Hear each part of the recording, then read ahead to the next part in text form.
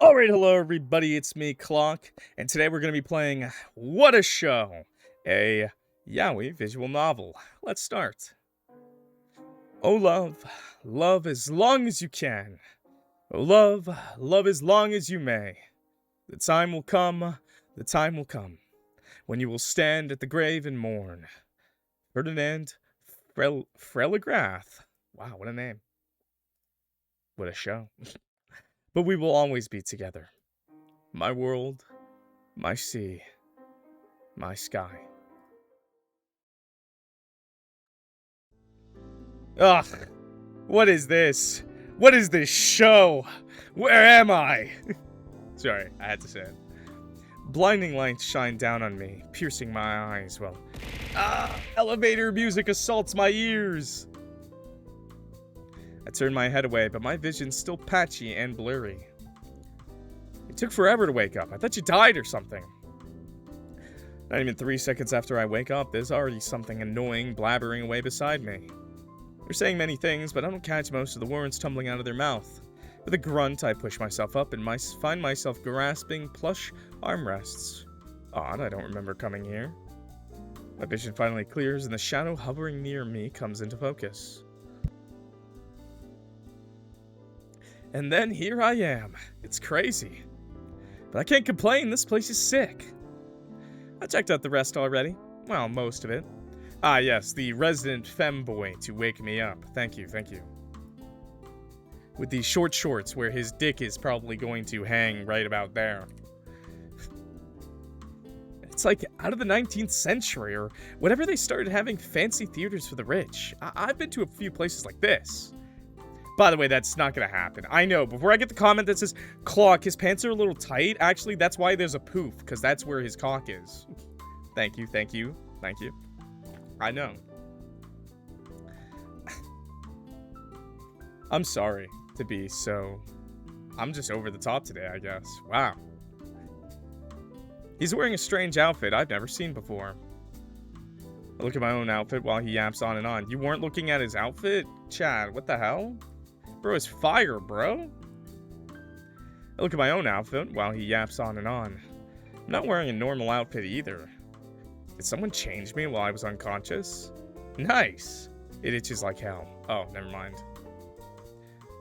Alice? Okay. Slow down and rewind. Is Alice this one? This dude? This doesn't look that itchy. What the hell? What the hell is going on? Theater? That's right, I think. Looks like a theater, the place we're in. Nothing really seems off, except the fact that we're the only ones here. Maybe we've been kidnapped. Why do they want two succulent, pretty boys like us? Succulent. Look, if we were really kidnapped, I think we would have restraints on us. Did you check the exits? Oh, there weren't any. Why didn't you say that earlier? You mean no exit doors? Not exactly. I mean, no doors, period. At least from what I've checked so far. But there's toilets! And you aren't panicking. I kind of thought I just didn't notice them, or they're hidden away. Don't blame me. I didn't have enough time to search the rest of the floors. I ran and ran around trying to find a staircase to the other levels until I've almost passed out. Then I saw you waking up, so I had to rush back. You try that. No thanks. I'd rather not be stupid. I stare at the ceiling. It's painted intricately, like it's out of the Renaissance, though I can't tell what's being depicted. A large crystal chandelier hangs from it. Unfortunately, what the boy said is true. We're in a theater. Oh, God! In front, the curtains are drawn. Theater kids. Scary. The show hasn't started. If there's a show at all. I'll look around to see whether there really is no one else, hoping to find a cleaner or any sort of worker present, but... Hey, glasses. What's your name? Alice. Yours? Alice! Like Alice in Wonderland. Mine.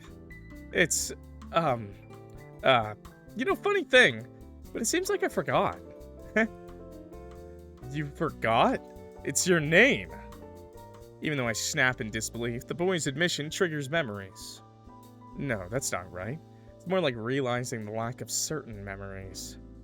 I know I have a name, a family, and went to school, but all the details are vague. Most of all, the person I love most has been almost entirely erased from my mind. I can't even remember their face or their voice, but I still feel their warmth. I have someone like that.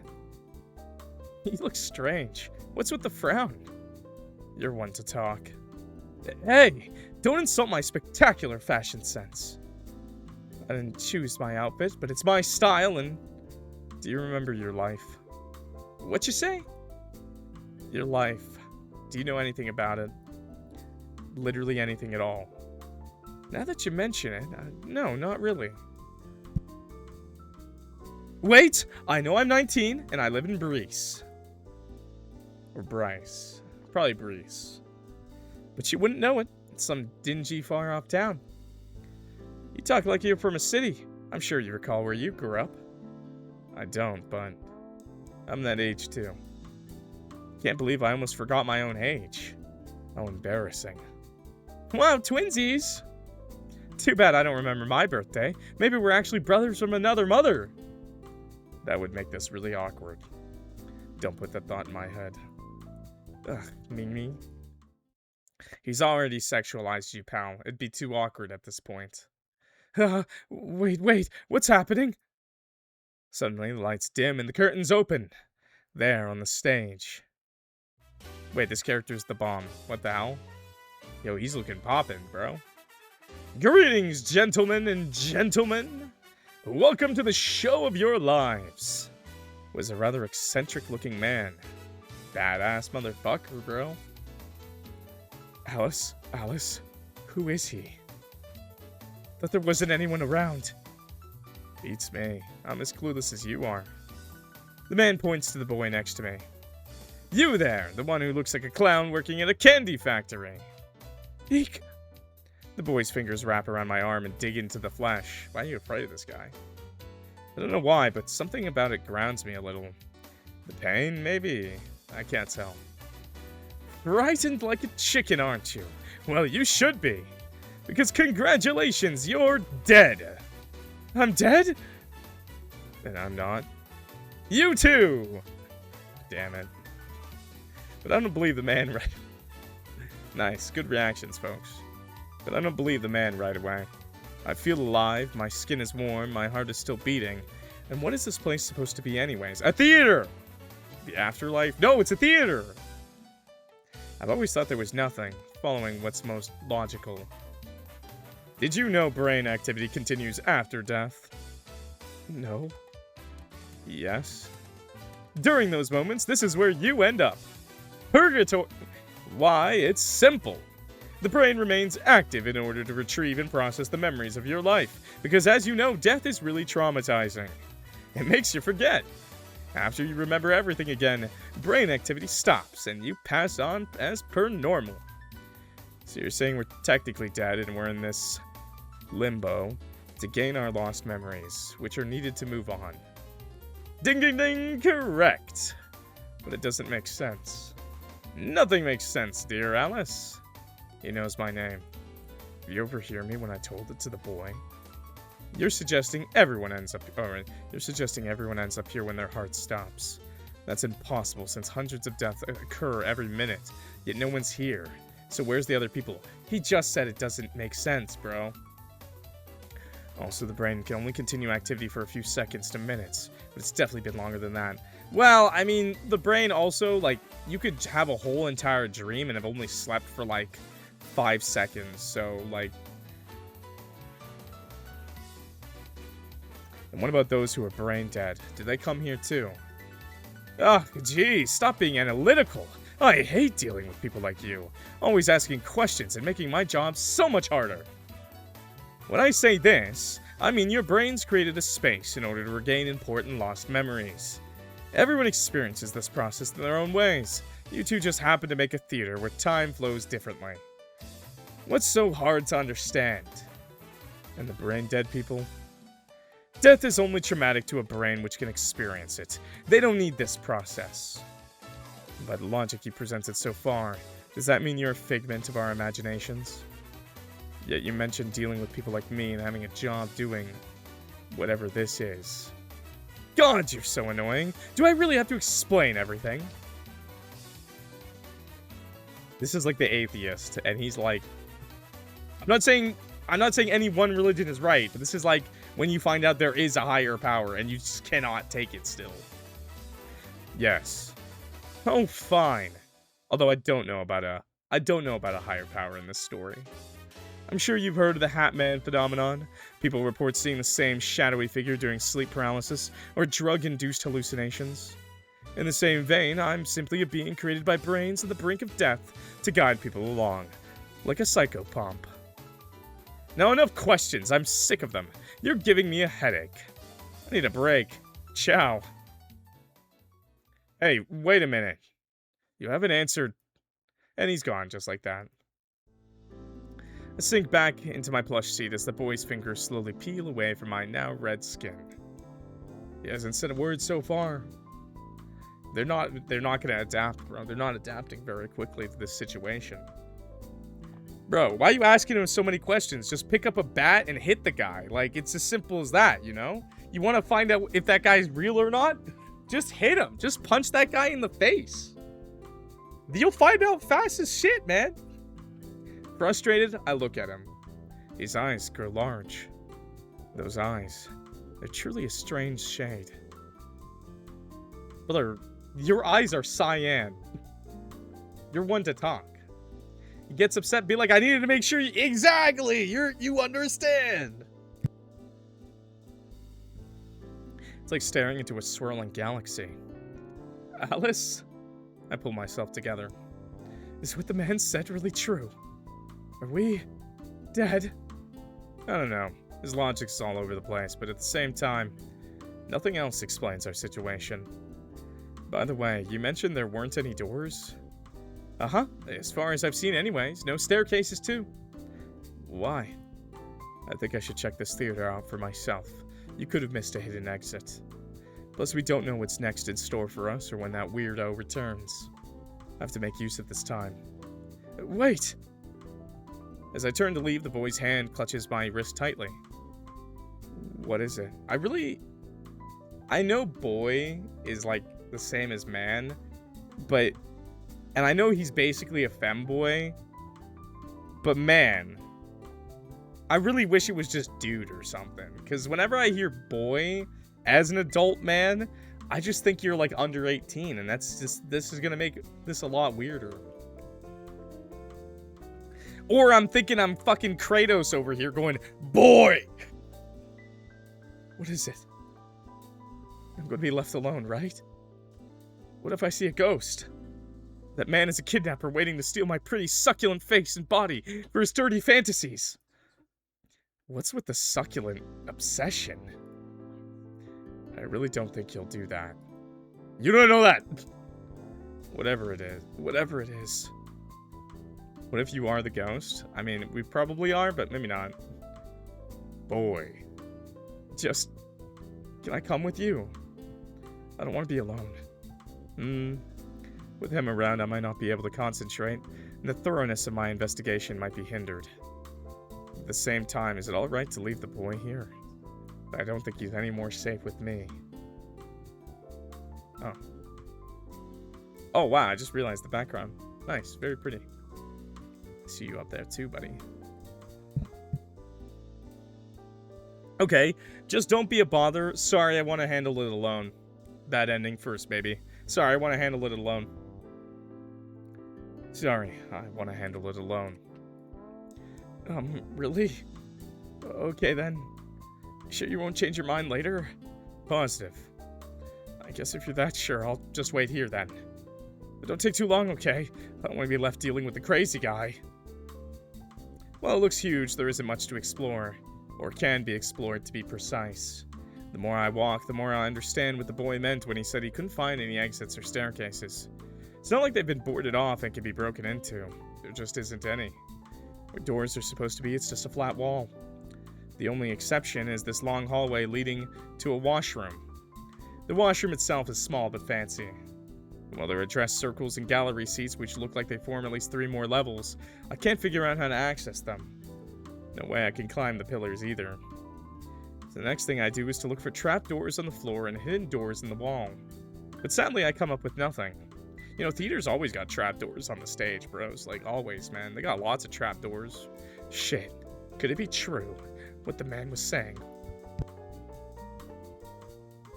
No, it has to make sense somehow. Logic applies to everything, even in this building and situation. I just have to figure it out. To clear my head, I return to the washroom. Cold water flows down my fingers and palm as I place my hands under the running tap. Running water's a good sign, that means plumbing. But if you're dead and in heaven, I guess that doesn't really, or in limbo, I guess it doesn't really matter. I refuse to believe that this body of mine is supposedly dead. The sensation of coolness is something I still can feel. Everything feels too real to be a fantasy or a dream. I splash water on my face, my skin prickles from the cold. Sign of me being alive, I'm sure of it. Oh, but it's not. Who's there? I was in the toilet, and you interrupted me.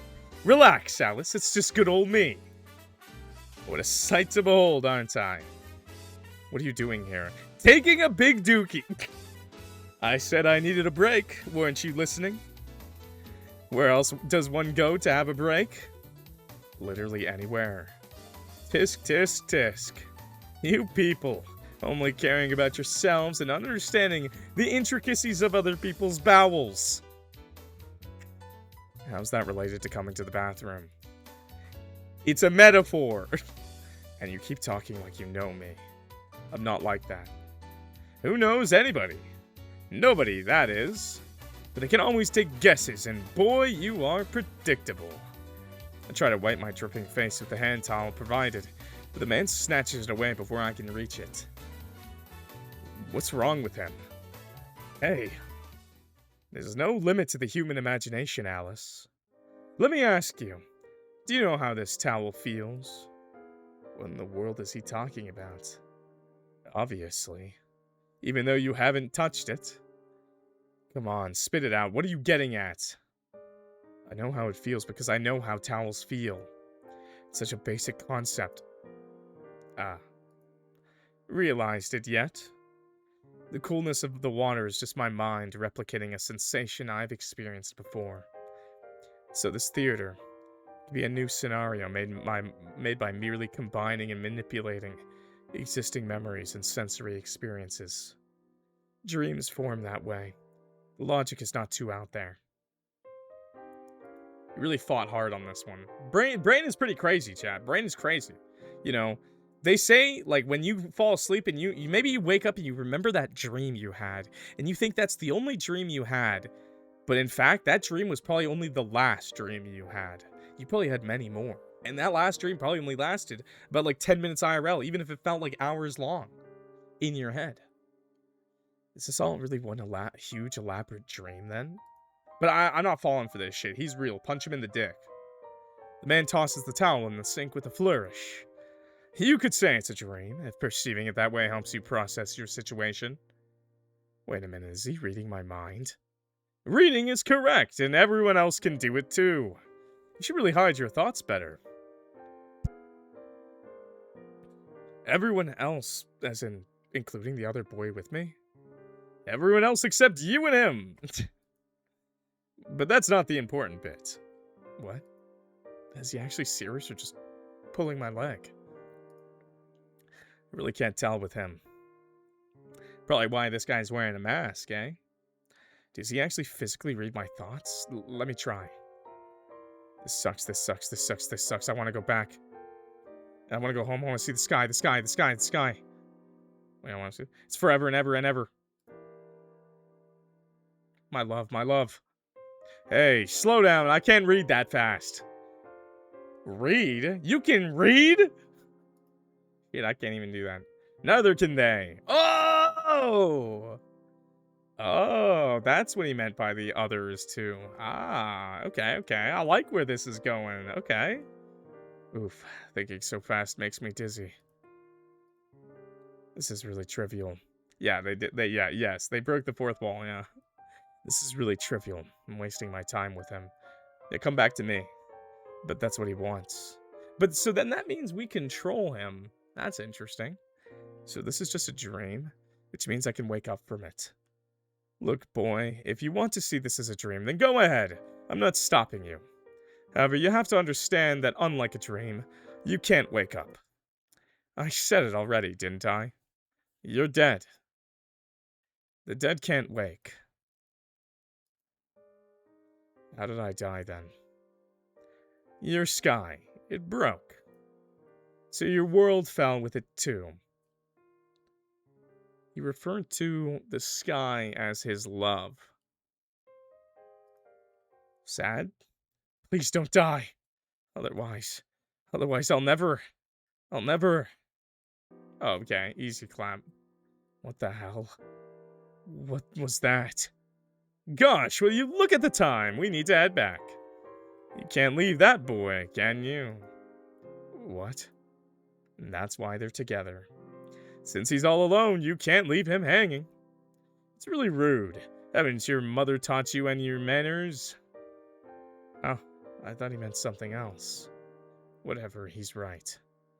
Well, I didn't promise anything. The boy told me not to take too long. Feels wrong not upholding his expectations. It's like betraying a huge part of myself. Toodle-doo! Isn't it toodle-oo? Toodle-oo? Toodle-doo. The man disappears in a blink of an eye. After he's gone, I take the towel he threw and hang it back on the rack. It's fluffy as expected. The moment I step back into the main area of the theater, the boy flings himself at me. My heart skips a beat. I catch him. You're heavy. And too close. You came back. Oh, I was so scared. I keep hearing weird noises and trembles in my hold like a cold, frightened mouse seeking the warmth of a candle. He almost sounds like one too, with his tiny shrieks and all. There, little mouse. I'm here. Eventually, the boy unsticks himself from me. I have a feeling this won't be the last time, so I'm not particularly disappointed. Back to my sick elevator music. After very briefly checking out the backstage, which contains nothing useful other than furniture and usual theater props, we both stay on stage rather than head down. Hey, maybe theater props aren't bad, man. The light shining on us makes things easier to see too. Maybe there's a bed back there. The boy sits on the floor while I stand up.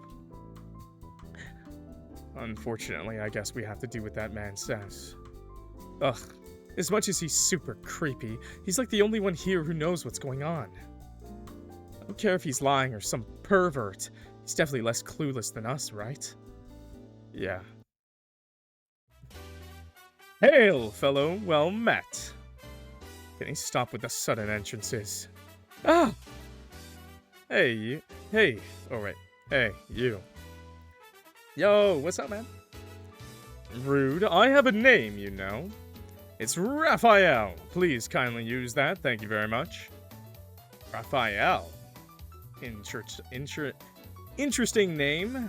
I don't think he's the Teenage Mutant Ninja Turtle, so I'm thinking along the lines of the biblical term. The biblical one? The angel? You have a weirdly normal name for a god. I'm sorry, was this written by someone in Italy? What?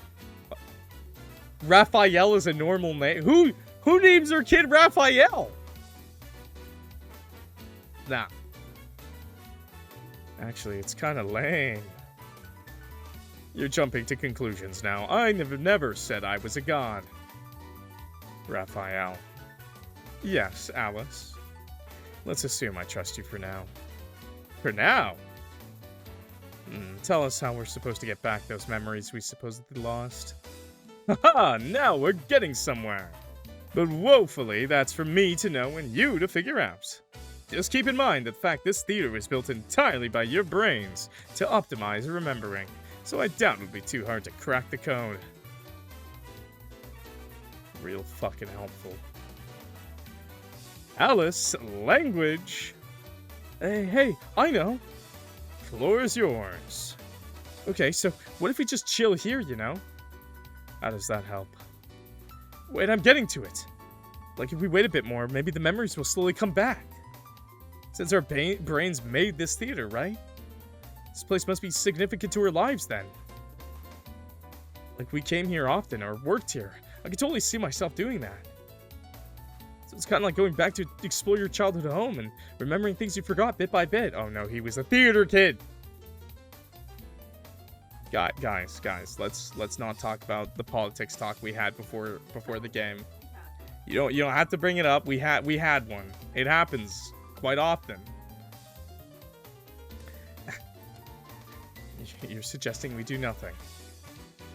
Been here for a while now, and we still haven't remembered anything too significant. Staying longer will just be wasting more time. By the way, if you're interested, I'm a leftist. I don't think so. Going by what the creepy man said, our brains suffered trauma from death and got some type of amnesia. Isn't it normal then for our memories to come back more slowly? It's a mental blockage after all. That doesn't mean it will never return. Just give it time. Take it easy. It's not like there's any rush, right, Mr. Creepster? I have a name. And to answer your question, I suppose there isn't. Oh, this boy's smarter than I initially thought. That's not really a smart answer. Suggesting to just laze around and do nothing is not... Compared to looking around, I would say that's neither smart or stupid. He gives me a wide smile, seemingly pleased with himself for his suggestion. I guess it's smart if you're really lazy. However, take too long and you'll fail. Huh? Fail? Explain. This entire process, the whole reason you're here experiencing this, is about optimization. What would the brain do to the conscious when the task at hand fails? Well, boys, that's for me to know and you to figure out. Ha ha ha! He did say that this is during our brain's death, so even though time is extended, it's not infinite, I assume? The boy's eyes dim and his head hangs a little. This irritates me. Shut up with your vagueness. Optimization? Bullshit! The brain truly is trying to optimize. Why are you not optimally helping us? From the start, you've given us nothing but unclear responses. Do you think we're stupid? A little! Huh, do you? There you go, getting all antsy because I hurt your boy's feelings. He's not. He's just rage baiting, Alice. Don't fall for it. He's just a Twitter troll. I can't. It's so hard. It's so hard because sometimes they're dressed like they're like from like fucking like Shakespearean Italy theater opera, and then they'll just throw out rage baiting like and just be like, you should know this. And as someone who uses Twitter, I do know what this means. No. For all you know, I could be part of the mental blockage you were speaking of, the one preventing you from remembering. What? Or not? You boys are smart. You should know why it isn't optimal to feed you answers. I'm not a Twitter troll. I don't post, I don't reply.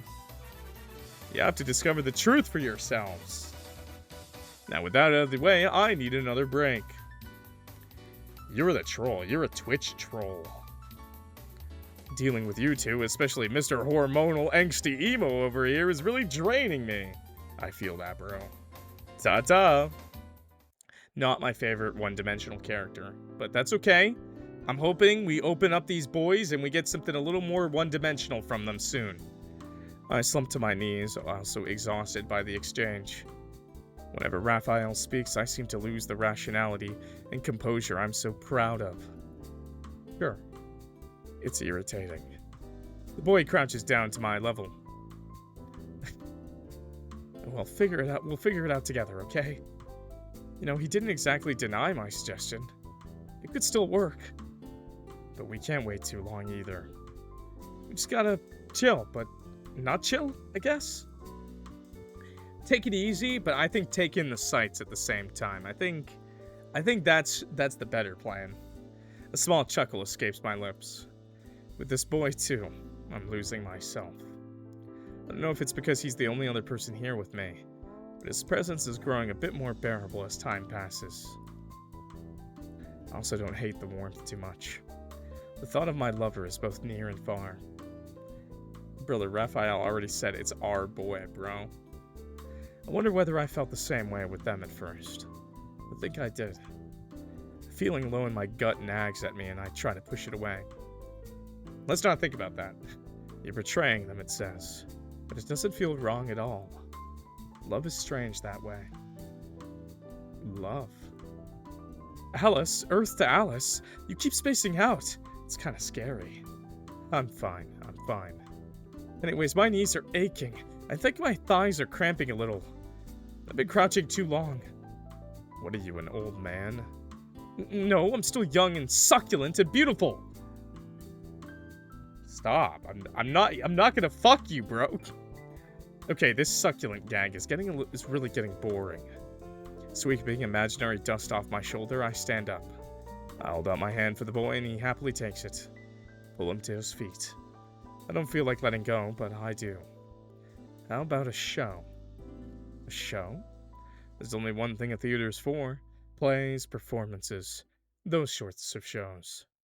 We reenact our lives through show, we could retrieve our lost memories faster. It's the classic encoding specificity principle. If our environment and mental states are similar to when the information was first encoded, we'll retrieve them much faster. You're a genius, Alice. It's common sense. But hang on, wouldn't it take forever to perform a show about our lives? I love shows, but that's not speeding things up at all. Well, we don't need to do one about our entire lives. You still remember most of it, don't you? I live with my aunt. I really like looking cute. Basic things like that. Ugh, except my name. I also can't seem to remember anything recent. Like there's a big gap. Same for me. Maybe we should focus on regaining those memories. I have a feeling that remembering our deaths would lead us forward, or end this for good. Provided we trust his claim about our deaths. So we'll be performing. Yay! I guess we are. The weird man later came back to provide us with some paper and pen wherever he got them from. With those, we work on scripts for our respective shows.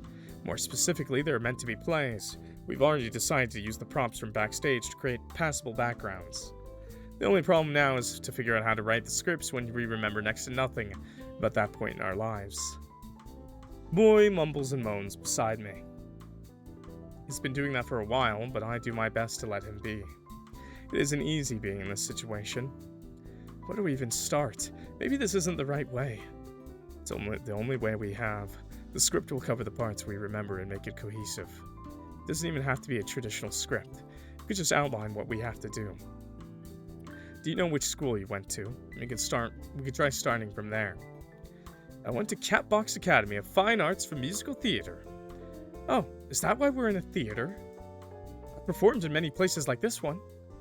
Doesn't explain why I'm here too. Not much of an artsy person. I went to Site University for their information systems degree. I didn't enjoy my time there though. Site? That's totally prestigious. No wonder you're so smart. It's near Cafe, isn't it? It feels far, but it's actually kind of close if you walk using a certain path. We share bus stops. We did. Not like you would know. You probably have a chauffeur to drive you home. I see those often too. Super expensive cars. My friends were jealous. That's why there are rarely any Site students at the bus stop. They're too rich to mix with the brokies. As the boy yaps on and memories begin to trickle in. I think I do recall seeing CAFA students from time to time when I rode my bike to and from university. Then another memory hits me. Ugh. Bicycle. My lover. I used to ride them around after school. Their arms wrapped around my body, their cheek pressed against my back. I was so happy. Brother, are you wearing... Brother, who is that? I can't even see. I just see hands, bro. Bro, I just see a white outline and some hands. What's going on? Can you see anything, chat? That's crazy. Why did I die? You're doing that weird space out thing again. Were you even listening to me? No. Yes, I just remembered something important. The boy's eyes widen and he immediately shuffles to my side and leans in. He's a bit too close for comfort, but pulling away feels wrong as well. Really? Really? What is it? This could be a breakthrough. I don't know whether I want to be too familiar with the boy. On one hand, not keeping this to myself could lighten the load for me in a sense. I'm not going to make that joke, but someone in the comments is definitely going to be like, I'd lighten his load. But on the other hand, I don't feel comfortable sharing something so personal with him. I hate being vulnerable. What if he makes fun of me? What if sharing important memories might harm me down the line? Like an every man for himself situation. You're not... No. You did not. Which one, though? I need to think this through carefully. It's my dog. I miss him. We're going down the bad path. It's my dog. I miss him. It's my dog. I miss him. I'm usually used to lying, but this time my tongue feels oddly heavy and awkward in my mouth. Though I'm not fully lying either. He looks like a golden retriever kind of boyfriend. I did have a dog at some point in my life, I think. I love dogs. But I'm kind of allergic to their fur. It's nothing big. I just keep sneezing. Is that called allergic or just sensitive? Anyways, it's a curse, I swear. Wouldn't recommend. I wanted to keep one at first, but when I went to the local rescue, I kept going, achoo, achoo, like mad. The story's not all sad, let me tell you. I don't listen to his jabbering. Rude! Something else occupies my mind and sets me thinking deeply about our current plan. Is this really the best way forward? And the more the boy talks away, the more I'm glad with my own decision of not telling him anything. For some strange reason, I don't feel particularly comfortable with the boy knowing about my life. It feels too invasive, like stripping me down, flaying my skin, and having my insides out all at once. All out in the open. There we go, that's what he said. My guts churn a little with the mental image. Man, that's hot. Why am I so against it, to the point of conjuring such a graphic scene? Because you like him. Nothing about this gut feeling is logical, and my heart continues to follow it. This place and this situation, they really are changing me. For better or for worse. For worse, I decide. The gut feeling aside, there might be logical reasons to briefly revise our plan. I think I could bullshit my way through. Hey, we should do our shows separately. What? Why? It makes more sense that way. The shows are focused on our personal lives before we ended up here, so we have to minimize anything that might hinder our recollection. This includes each other. And just to be safe, I don't think we should watch each other's shows either. Having an audience might result in unnecessary anxiety. I guess it does make sense. But that's no fun. I don't think this is meant to be fun. Sad face. Aw. Wait, literally just said sad face. Never mind. He said, colon. No, I can't. Imagine if someone actually said that to you. Instead of saying sad face, they were just like, colon, what is it called? I just forgot the word for it. What? Semicolon? No, the line. Bracket, there we go. Parentheses. What the fuck is wrong with me today? The boy pounced, muttering and grumbling random noises, just loud enough for me to hear. It's like saying Kek W IRL. Hey! I don't say Kek W IRL, but I do say Pog. I do say Pog, bro. Hey, you can't do that to me. But I suppose during our scripts together is probably fine.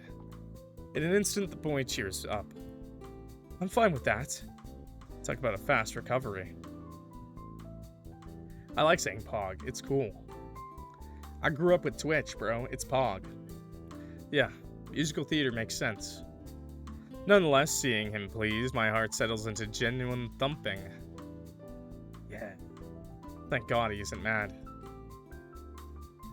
I finished my script earlier than the boy, who continues to struggle with what to put down. Actually, shouldn't we do this show without practice, too? No dry runs, just wing it. Yeah, self-lubricate, baby! The boy stops chewing on his pencil and looks up. Without practice? Think about it. This way, we're entering those past moments for the first and only time, so the impact on remembering will be more powerful. We will quite literally be raw-dogging it. Oh wow, genius, Alice! Back at it again. I chuckle and shove him lightly. Nah, I'm not that smart. Just doing what makes sense to me. Raw-dogging it. Is this humble bragging? It so is. The boy shoves me back more enthusiastically. Stop it. Just admit you're totally super smart already. If I was half as smart, I'd probably remember things faster and know what to write. At the mention of his script, I try to look over his shoulder. He blocks it with his entire hand, and I frown. No peeking. Since you said we should do the play separately, I decided it'll be a secret. Because if you watch it, you'll be super moved to tears, and then you won't be able to see anything else. Do anything else. Huh. You really believe I'll be moved to tears by your life story? Sorry, but the tragic loss of intelligence isn't enough to make me cry. I scoff, wondering whether my jab is too harsh. But the boy doesn't seem affected by it. Places a finger on his lips and grins. It's a secret, and I'm dying to know. Even if that means I'm selfish by hiding my own life, but wanting to know everything about his. By the way, I'll prepare for my play first. Once I'm done performing, you can go after me. No problemo for me. With that, I head backstage to search for available props to use. I don't know if it's a coincidence, but some look almost identical to the things I would find in my school. Odd, if I went to any other school, this wouldn't be too unusual. Most educational institutions tend to source their furniture and equipment from the same supplier. However, a site as a prestigious private university buys only from high-end, alumni-owned businesses. In other words, they're one of a kind. The seats in my lecture hall have the university name engraved on the back. I bend down to look at the similar-looking chair here. Sight. There's even a large dark stain covering half the cushion. This is from when some idiot spilled their drink next to me. This is my seat. Everything is making less and less sense. Even though we agreed to follow what the man said, it's still a hard pill to swallow. So I ignore the implications and pick out some other things I recognize. A bag that looks like mine and a can of coffee from a brand I'm loyal to. Both empty. No! I want coffee.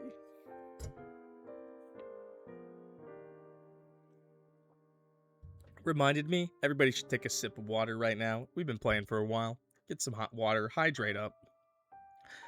I shove the can into the bag, sling the bag over my shoulder, and prepare to drag the chair on stage. Right before I leave, I give the backstage another sweeping gaze to make sure I've got all I need. The other props are not familiar to me, mostly consisting of typical theater stuff. Then my eyes land on something tucked away. There's a sheet covering it, but I instantly recognize what it is. A bicycle. I just sipped. I just drank water. You drink water. My bicycle. The one I rode with my lover. Apparently. I didn't see him, but one of them was on it. Ladies and gentlemen. Oops, there's no one here. Or is there? In any case, we'll just skip all those boring parts, yeah? Keep your phones silent, no recording, blah blah blah, those parts. I might be recording this, homie. Raphael's voice booms with no mic. Even from the backstage, I have to cover my ears to prevent my eardrums from shattering. It's almost as if his voice is able to reach into the very back of my brain. Now then, for the moment you've all been waiting for. The curtains open, and with a deep breath, I step on stage carrying my bag. My eyes scan the empty audience for a few seconds, half expecting to see the boy seated there. There truly is nobody watching. Raphael is also nowhere to be seen. The stage before me is crudely prepared to the best of my abilities.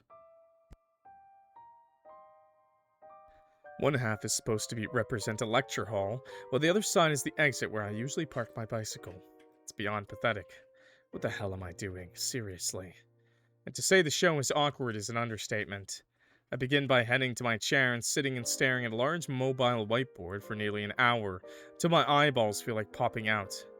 The idea is that I'm mimicking the last lecture of the day, Maybe I'll remember a friend sitting next to me, or a meal I'm going to have. Anything, really. Nothing. Absolutely nothing. Even after counting to 3,600, my brain remains a blank slate. Disappointed, I leave my makeshift lecture hall. A small but persistent fear bubbles inside me. What if this isn't the right way? No, I have to think positively. Deep breaths. The real important part is what comes after this. With my lover. For a while now, I've had the inkling this is what I need to remember. This is the person keeping me from moving on. And once I remember, I'll be able to break out of this purgatory and find them in my next life. To be happy again. I stop right before my bike. Alice, wait up! My heart stops dead. I jolt and whip around instinctively. No one. I don't know whether to feel disappointed or relieved. Is my mind playing tricks on me from the boring lecture I just endured? Hold on, isn't this a good sign? I'm recalling. I mount my bike slowly, staring over my shoulder, as if waiting for my mysterious lover to miraculously appear and sit behind me. All I see is the rest of the stage and the empty audience. I can almost hear crickets mocking me. No, just me in chat. Finally, I push off on my bike. It's really embarrassing to ride around in circles on the stage, and I have to suppress a flush from forming on my cheeks. It's okay, bro. I'm not a hater. It's a good idea that we chose not to watch each other's shows. If not, I bet the boy would be laughing his ass off right now. Must look beyond stupid. With a sigh, I tilt my head up to gaze at the singular stage light shining down on me. It's like the sun. It's like I'm looking at the sky. My beautiful sky. Crash. I find myself sprawled on the floor, face down. A dull pain gnaws at my forehead, chin, and limbs as I regain my bearings and get back on my feet. Shit, it hurts like a motherfucker. Should have held his knee and just gone, for like a minute straight. My bike lies slightly bent a few meters away from me. I can't even ride a bike? Cat, what do you mean you can't ride a bike? No, man, you can't? What do you mean? Were you an orphan? Oh my god. Are you an orphan? Oh my god. Oh my god, I have to teach Cat. I have to be the one. I have to have the father-daughter moment, you know? I haven't rode a bike since the incident. I can, but I never learned, so I'll be falling over. What do you mean you never? It's like riding a bicycle. It's easy, bro. It's all good. But that's really sad, Cat. I didn't know you were an orphan. That's really horrible. Damn. You don't know how to ride a bike either. Come on, guys. I know. Man, bikes aren't even expensive, man. That's a sad thing. I'm sorry, boys. I'm sorry, girlies and the boys that never got to experience riding a bike. I'll tell you this. Bikes are not that expensive for kids, okay? It takes, like, not even a month of saving. It's really sad. My bike lies slightly bent a few meters away from me. Turns out I crashed into the lecture hall chair while busy staring at the stage light. Worst of all, despite all the hassle and pain, I have yet to remember anything significant. I used to ride a bike to work, man. It was great. Be nice to Cat or else. I try to be super nice to Cat. Like, now knowing that she doesn't have parents who taught her how to ride a bicycle, so she's basically orphaned, I'll have to step up. Suddenly applause resounds around me. Ow. But the audience remains empty as ever, and I don't remember preparing any such audio to play. And that's all from Alice, folks. Raphael, out of nowhere again, grabs my hand and forces me into a bow with him. Oi. Oi! Who unironically says oi? I see this a lot in visual novels, and I feel like it's such a writer's thing. I feel like it's such a writer's thing that you got it because of writing. No, I'll say it to the cat. I don't know, man. Anytime I see someone say oi, I'm just like, the Japanese have gotten us once again, bro. Yo, thank you for the raid, The Chemist. Thank you very much, man. I hope you guys had a good stream. I'm in the middle of a visual novel, a YAOI visual novel. So I'm going to continue with that. We're kind of halfway through. But I appreciate the raid. I hope you guys had a good stream. If you got a raid and dash, I totally understand. By the way, my name's Clock. And we're reading about a guy who may or may not be dead. With his gay lover. Excuse me. Oi, just a second. Wait, I'm not done. The curtains snap closed and I collapse in fatigue almost instantly. I don't even have the energy to protest about my show being cut short. Oh, Marvel Rivals.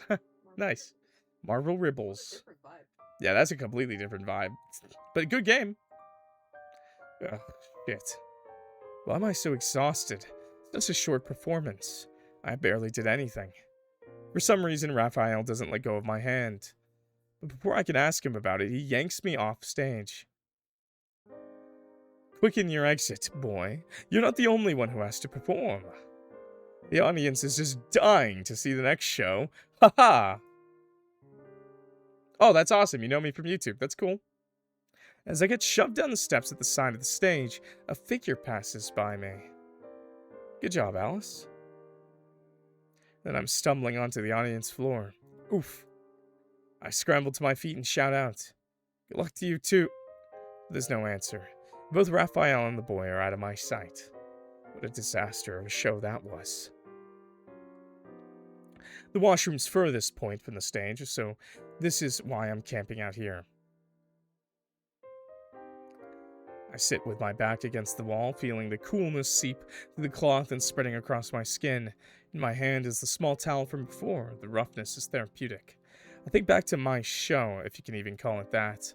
Not only was it a huge waste of time, it was just downright humiliating, boring to boot. You know, sometimes art is boring, chat.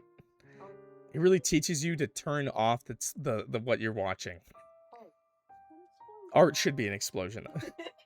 If I really had an audience back there, I would have killed myself on the spot just to give them something a tad more entertaining. Now we're talking! Hell yeah, brother, this metal is hell. Yikes. Graphic thoughts. Maybe I'm just built different because I play so many horror games. Built incorrectly. Then the voice I heard back there echoes in my mind. Alice, wait up. Wait up, Alice. Wait up. Alice, Alice, Alice, Alice, Alice, Alice. Okay, I'm not. No. I seriously just want to go home. And home is where my lover is. Now please give a warm welcome to our next performer. I snap out of my daze. Raphael's voice is as loud and clear as when I was on stage, even though there are no speakers here. What's up with that? A few moments pass, then faint, muffled music rises. My heart stops and my breath catches in my throat. Is this Liszt? Liebesstrom number 3? Words come before thoughts. Wait, why do I know this piece? As far as I know, I'm not that much into classical music, let alone music in general. The fact I recognize it by its composer and foreign name confuses me. But how much of myself have I yet to know? I'm just gonna lower the music a little bit. I'm sorry, okay? It's for copyright purposes. How much of myself have I yet to know? Hi, Octo. I fidget with my towel, quietly listening to the music's rising and falling and ebbing and flowing, waxing and waning. There's an enchantment to it that grips me, a romance blooming with beauty then withering with sorrow, and a ceaseless love weaved into the very soul of the piece. I feel myself holding my breath, unwilling to let go, till the very last note floats off. It's like very common for people on YouTube to copyright strike like old music. It's just free money for them, so fuck that. Sorry. To love and love again, even when love has drifted from you. This is the story Liszt wanted to tell. And I hear it. I'm left with a long silence. Then applause erupts, noticeably much louder than mine. Yeah. I'm surprised the boy could fit everything he wanted to perform in such a short time. Oh, what the hell? Oh my god, my cat just scared me. He was underneath my feet, but just like not touching it, and I moved my foot, and I felt something hairy, and I was like, what the fuck? Ah, it's a cat! It's my fucking cat! The entire piece is only about 5 minutes long. Does he not remember much? Or did he remember enough? CG! I hurried back to the main area, up the stage steps, and behind the curtain. Camera? Camera? Ball? Anybody in the audience? No? Huh. The boy stands in the middle, bathed in the stage light's ephemeral glow. There's not much around him, just random items that were there before, and no visible props that seem to have been used for the show, except for a singular rose in his hand. He pants, then turns to look at me. I see the disappointment in his eyes before he voices it. I don't remember anything. Why did you choose this piece? Huh? The boy freezes there, as if stunned silent by my question. Then a lost look overtakes his sullen expression. Does he not know the reason for his own choice? But he snaps out of it quickly and bounces back to his usual self, mostly. Oh, actually, it was the only record they had backstage. It was already inside the gramophone when I found it. But I love Liszt anyways, so it was perfect for my performance. I don't really know how to pronounce that, so don't bother trying to teach me. I'm stupid. It's all good. So there isn't any significance to the music choice. It's probably the truth, yet for some reason it's really hard for me to believe that. Brother, if it's the only piece, and he said this is made from your memories, only your memories, if it's the only... It's obviously super important to the both of them. It's probably the truth, yet for some reason it's really hard for me to believe that. But the boy doesn't strike me as a liar, so I accept it. But this is the guy who's like, I'm super logical and smart, by the way. Plays don't have music, though. Not to be that guy, but they actually do. Or to be more exact, they can have music. A play is just a story performed by actors on a stage. Musicals are a type of play, but even non-musical plays can have music. Yeah, that's just basic, bro. Have you never gone to a play? Shakespeare plays sometimes have music added to them. And oh, the importance of being earnest starts with some piano playing. That's what I like about theater. Unlike sciencey stuff, you can do whatever you want. Nothing's impossible. But yap aside, chat. Nothing, huh? Nothing. Do you think we should try again? Time's up. You guys suck. Both of us jump. Raphael comes up from behind us, smiling as if he didn't just announce our deaths. Literally. He taps his wrist twice. Time is up, boys. You said we could take our time. But I also said you would fail, didn't I? You better dig out your ears next time, Alice. Fuck, he's right. I hate to admit it. The boy clings to me again, entire body trembling. I desperately want to comfort him, but I don't know how, so I'm gonna clutch his hand within mine and shield him from Raphael. What now? What's going to happen now? You kill us or something? We linger in this limbo forever? Do we have to redo this? Well, it's not all over. You can try again, but right from the start. That's what I just said. No, I mean...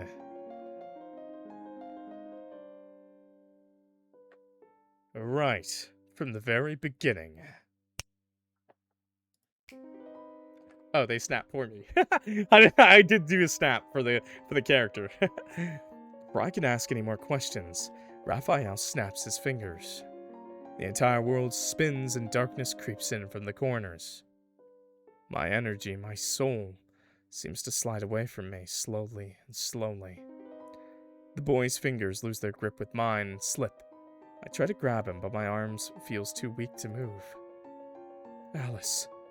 Wait, no. See you later.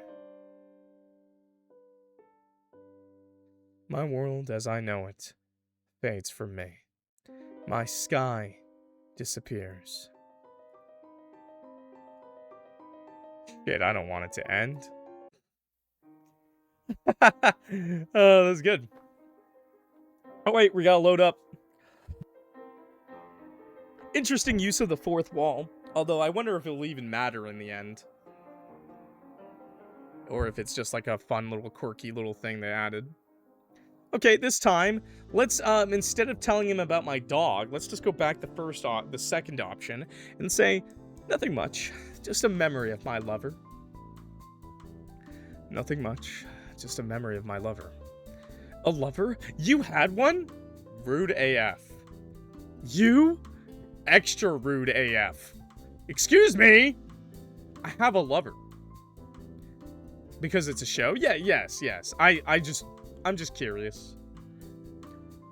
Like, if we'll actually... Because we also make decisions for the characters, so I was just wondering if breaking the fourth wall had a point, or if it is just like, hey, this is a show, and we're here, so might as well mention it, you know?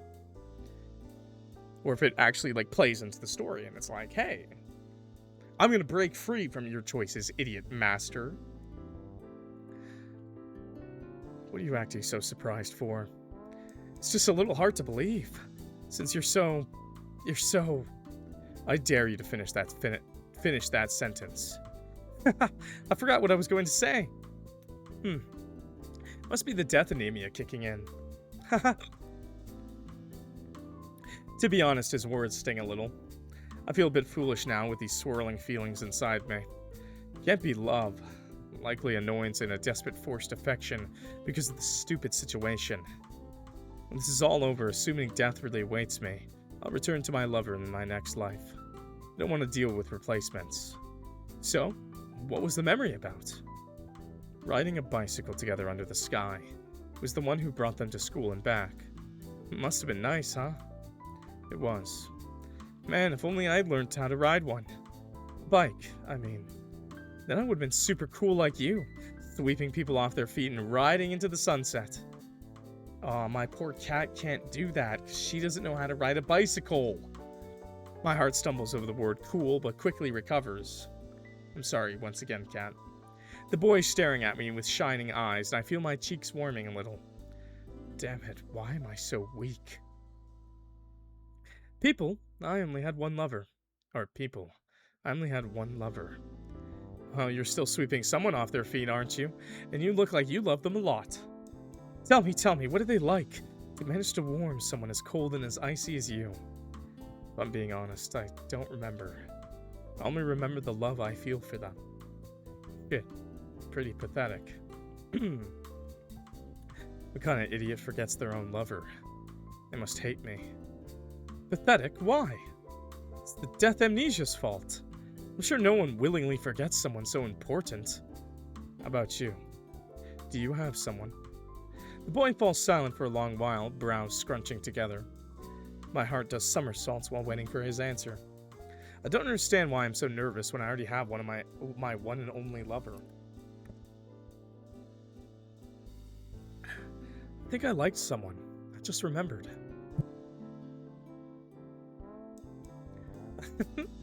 I'm sorry, cat. Your banana is not Riz. Think. Liked. Yeah, I think so. Guess it isn't important then.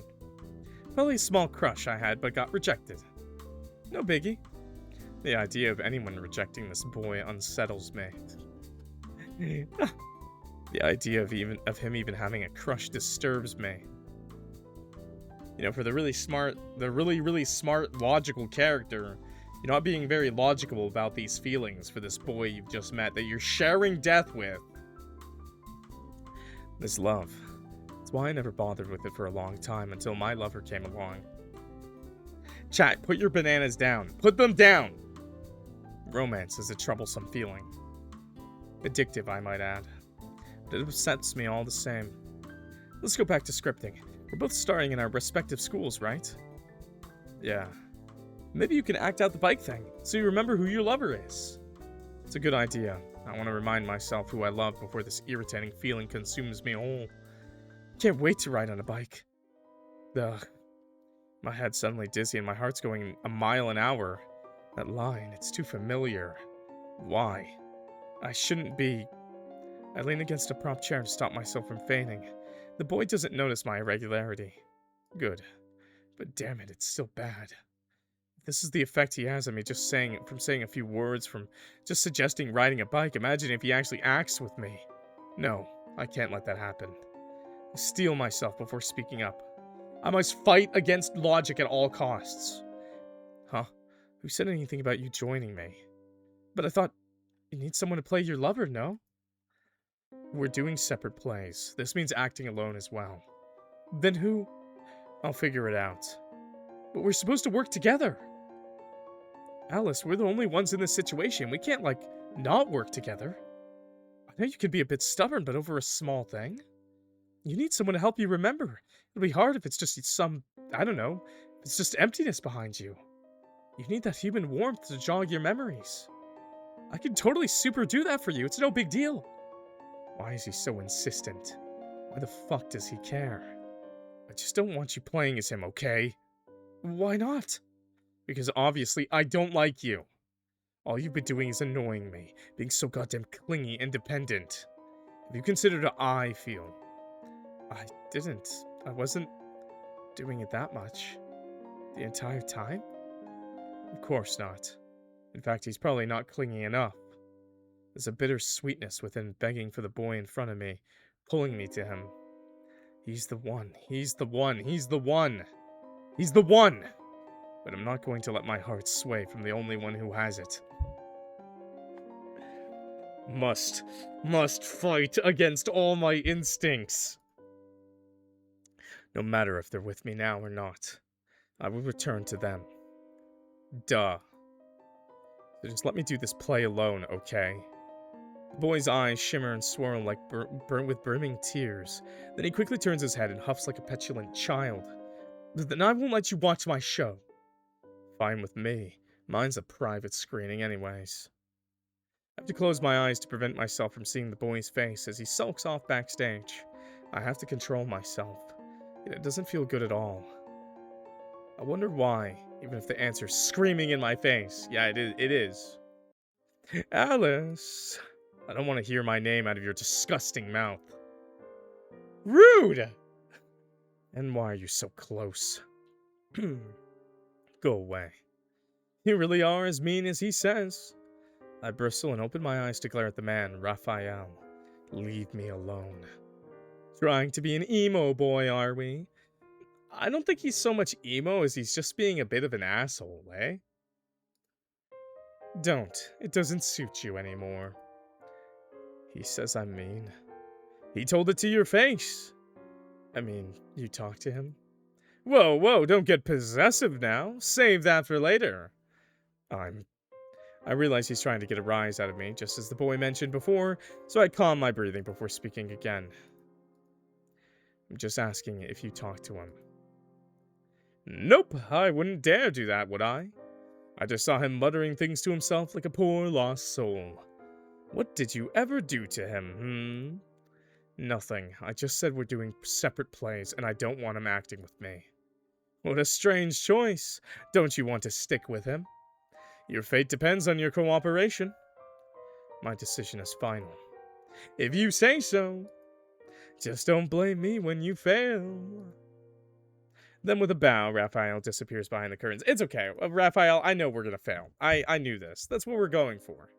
What a weird guy. If possible, I never want to interact with him, ever. I stare at the script I have. It's almost half finished, as I already have a plan. How much has he written? He's probably sighing and pouting right now and needs my help. No, he needs me. But I don't need him. What a pain. I finish my script early. The boy is yet to come back from wherever he has gone, and I don't bother checking up on him, even if something at the back of my mind nags at me to do so. He'll probably come running back when he's stuck. He's that sort of clingy anyways. I know it. Instead of waiting for him, I decided it's a better use of my time to set up the stage for my show. Realized halfway through scripting that it's best we only do one performance with no practice. This way we're entering those past memories for the first and only time, so the impact on remembering will be more powerful. Wonder if the boy realized this too. As I head backstage to find props to use, I notice he's not here, despite walking in this direction earlier. Did he sneak off? Is there an exit here I didn't find? I push those questions aside and look at the available props. I don't know if it's a coincidence, but some look almost identical to the things I find in my school. Odd, if I went to any other school, this wouldn't be too unusual. Most educational institutions tend to source their furniture and equipment from the same supplier. Okay, buys only from high-end alumni businesses, in other words, they're one of a kind. Engraved on the back, bend down, similar chair, sight, there's even a dark stain. Okay, I can't skip it, but this is the exact same as what we read before. This is my seat. Okay, bag, can of coffee, empty, sling it over my shoulder. Right before I leave, I give the backstage another sweeping gaze to make sure I've got all I need.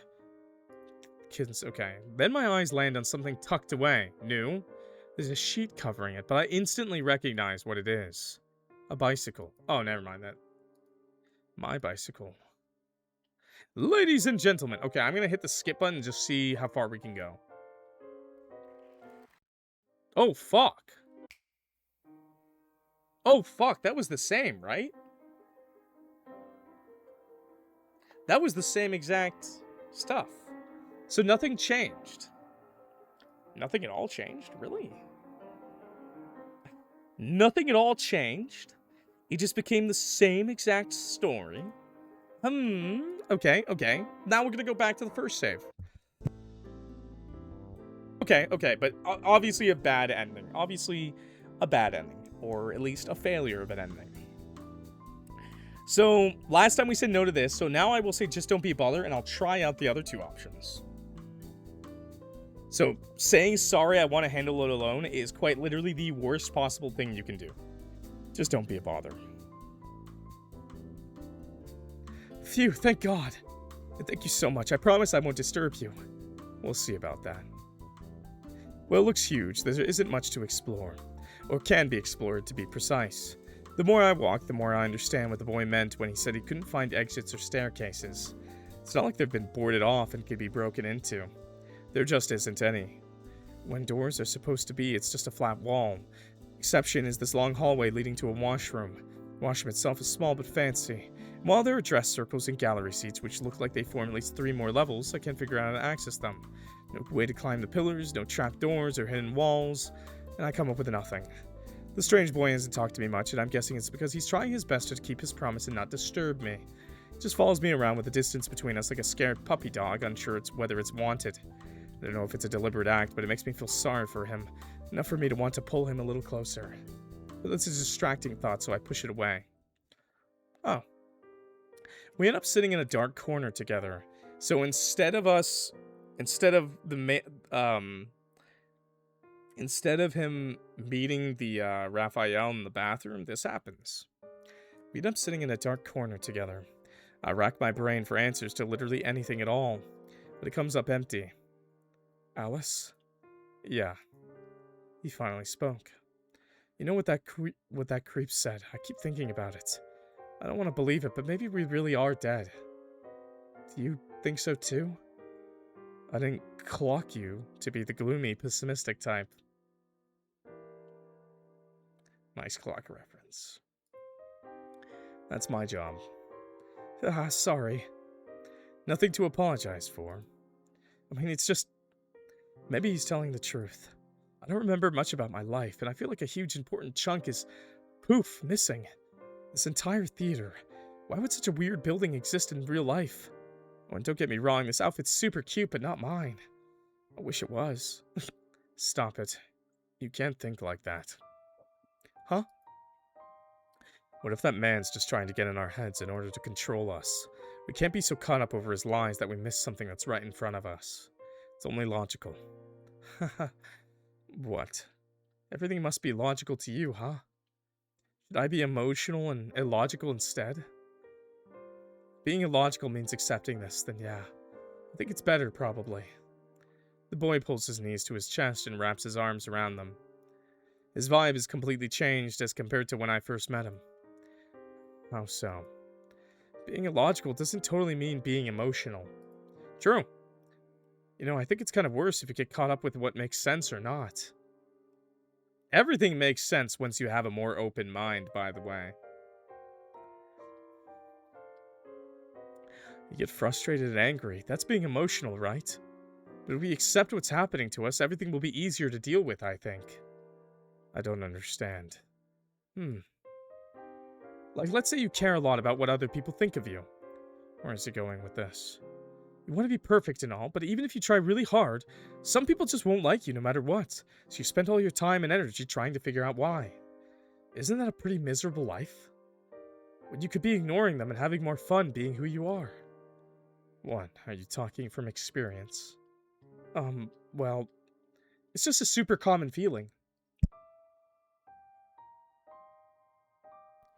I think many people feel this way at least once in their lives. True. Don't you? It did when I started getting more popular on YouTube. At first, I wanted everyone, I wanted to be, like, good. I wanted, like, everyone to like me, but then I learned really quickly that at some point, no matter what you say or do, some people just don't fuck with you. And you don't fuck with them, and that's okay. You know what I mean? Like, sometimes it's okay. Undeniably, it is a familiar scenario. It's only logical for me to bother about what others think of me. Just came back from Please Ban Me? What happened? Oh, you want to be banned? Okay, sure. Wow, that's crazy. It's impossible to escape social reputation and the repercussions of having a poor one.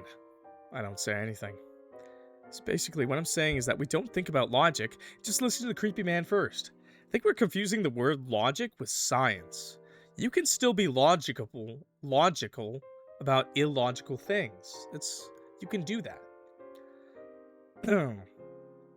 Just listen to the creepy man first.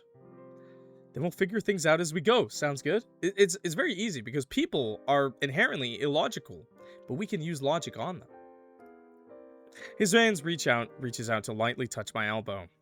Feels clingy, so I nudge him away. Yeah, Cat, your banana is amazing. I don't have any other choice here. Yay! With an exclamation, the boy jumps up. Yeah! And immediately trips and falls back down on the floor. Oh. Oh. You're awfully clumsy. Are you okay? No, there's something that tripped me, I swear. I bend down to check.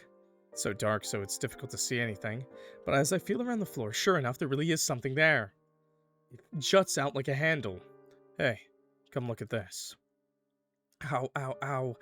My face hurts, my ankle hurts, everything hurts. It's a trapdoor. I was gonna say that. Stand back. The boy shuffles back, and I use my entire weight to pull at the handle. Got it. Good job. Can you see what's inside? Does it go outside? I thought you said you've accepted the fact you're dead. The situation's changed. Hell yeah, bro. And who said I can't be dead and go outside? Yeah, I'm allowed to be a zombie. There's a ladder leading down into the darkness. I climb down first with the boy waiting. No, sacrificing me in case anything bad happens. The climb itself isn't too long. My feet eventually reach solid ground, and a rope conveniently smacks me in the face. Ah! Pulling the rope, and a singular bulb flickers to life. Cool! I don't know why, but just this step on it, big boy.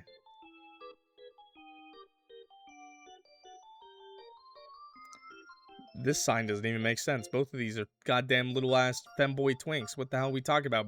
Where's the big boy? I want to see him. Come on, bring him on. Yo, where he lying, bro? Our aim is to please you. Come on. Warm light fills as much of the space as it can. It's safe down here. You sure? I'm sure. I explore as the boy makes his descent behind me, taking his own sweet time. Look, chat, look. Your dainty little femboys are all nice and sweet. But I'm gonna be honest. I find big, strong men to be more attractive than little, small boys. Like, it's just... You know, I don't know what to say. I like people of age and that look of age, okay? Like, it's my thing, man. It's my flavor. Women, too. I'll love me a woman. Not a girl. A woman. Okay, being an adult does not mean you're bald. There are many handsome men who are not bald. If that's your flavor, go for it. You know, if you're into the Jason Statham type, sure. I'm more of a fan of, like, guys like Ryan Reynolds. They're a lot better. You know, but if you like bald guys, sure, Ron, sure. Freak. If the rest of the theater is anything to go by, it's no surprise why this room looks the way it is. Plus, I'm gonna be real with you, young guys can't escape balding either, man. I had a friend in high school that had really long hair, and I don't know why he was growing a bald spot, man. I'm just gonna tell you now. You could be 22 and still be bald, bro. Balding. I'm sorry, twink death comes for all twinks eventually. It's just the fact of life. And sometimes you can choose it, and sometimes it comes for you, and you gotta be okay with that. The rest of the theater is anything to go by. It's no surprise why this room looks the way it is. Northern Lion Bald. Northern Lion is the GOAT, okay? If I'm gonna pick a bald guy, it's Northern Lion Bald guy, okay? 1. 2, isn't Northern Lion, like, not even 40? He's pretty young, I'm pretty sure. I don't think he's that old, so... I'm just letting you guys know, baldness will come for you if it comes for you. And we'll still be here for you, okay, pal? Shine your head, and I'm gonna look at myself in there and be like, ah, nice. Yeah, I'm gonna spit shine on it. It's no surprise why this room looks the way it is. Posters are plastered across the walls, and closets are pushed up against them. Random objects color the checkered floor. Most strangely, there are large dice everywhere as well, some even stacked on top of one another. They're as big as carton boxes. I look up and spot a sign above a blue closet. Step on it, big boy. The fuck? Suddenly a ball rolls towards me and I pick it up. There are ugly smudged scribbles on it. Wait, this is... I recognize this. How the hell is this here? What's here? Show me, show me! Sky finally makes it down and skips towards me with curiosity. Sky! I hold out the ball. I don't recognize it. So you said his name, finally. But he didn't clock it. Or that just might be an error by the writer. That might have just been a little slip by the writer. I don't recognize it. Obviously not, because it's mine. Hi, Taritsu. I used to play sports, and some of my friends convinced me to, but honestly, I wasn't really interested. This was a gift they gave me. I chucked it in the trash later. God! As I talk, the memory returns to me naturally. That's strange. Could this be the place? Could this place be the secret to unlocking our lost memories? You sure it's really, really yours? It could be a different ball from the same product line. I flip the ball around to show him the scribbles. Look here. They wrote me messages on the ball to encourage me to play. If it's a forgery, then it must be a really good one, to get down the childish handwriting so well. It's even smudged in all the right places. Whoa, there's your name. Alice Leiden. But if you threw it away, and it's here, does that mean... Ugh, I hate to think so. There has to be a rational reason as to why it's here. This is the dump. A stalker, perhaps.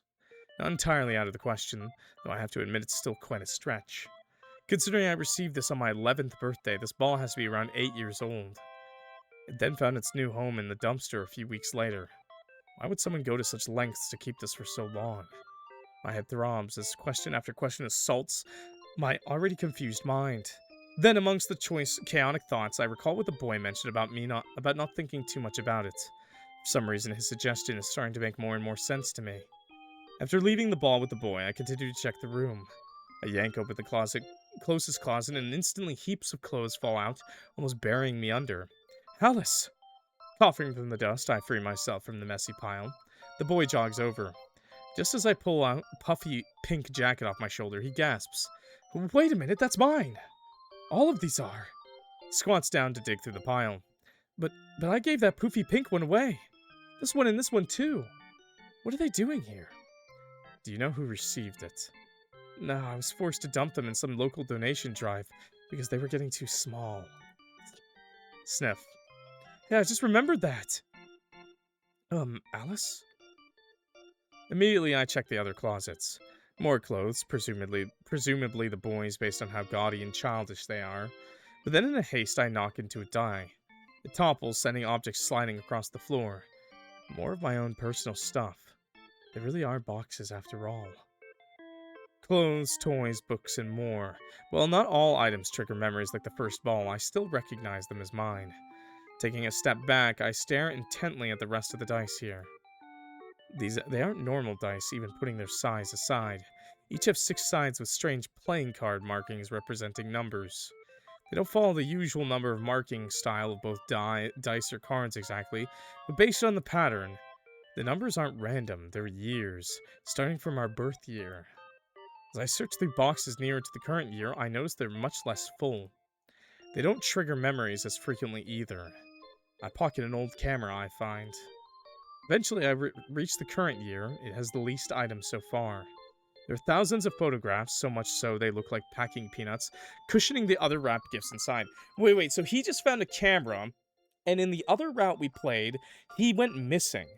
But at the end, there is a camera in his, like, play. So does that mean in the other route he found this area? Did boy, Sky, did Sky find it? Or it's just, I don't know. Because he said he didn't find him, like he went missing during his, like, when he was going up to do his play. There are thousands of photographs so much. They look like packing peanuts cushioning the other wrapped gifts inside.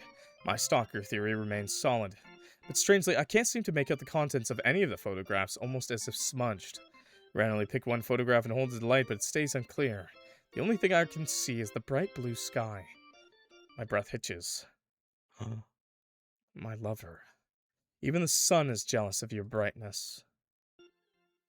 I feel sick. I think these are all our stuff. The closets are mine and the dice are yours. But I'm remembering more of my life now. I swallow before answering him. How about your name? Remember anything?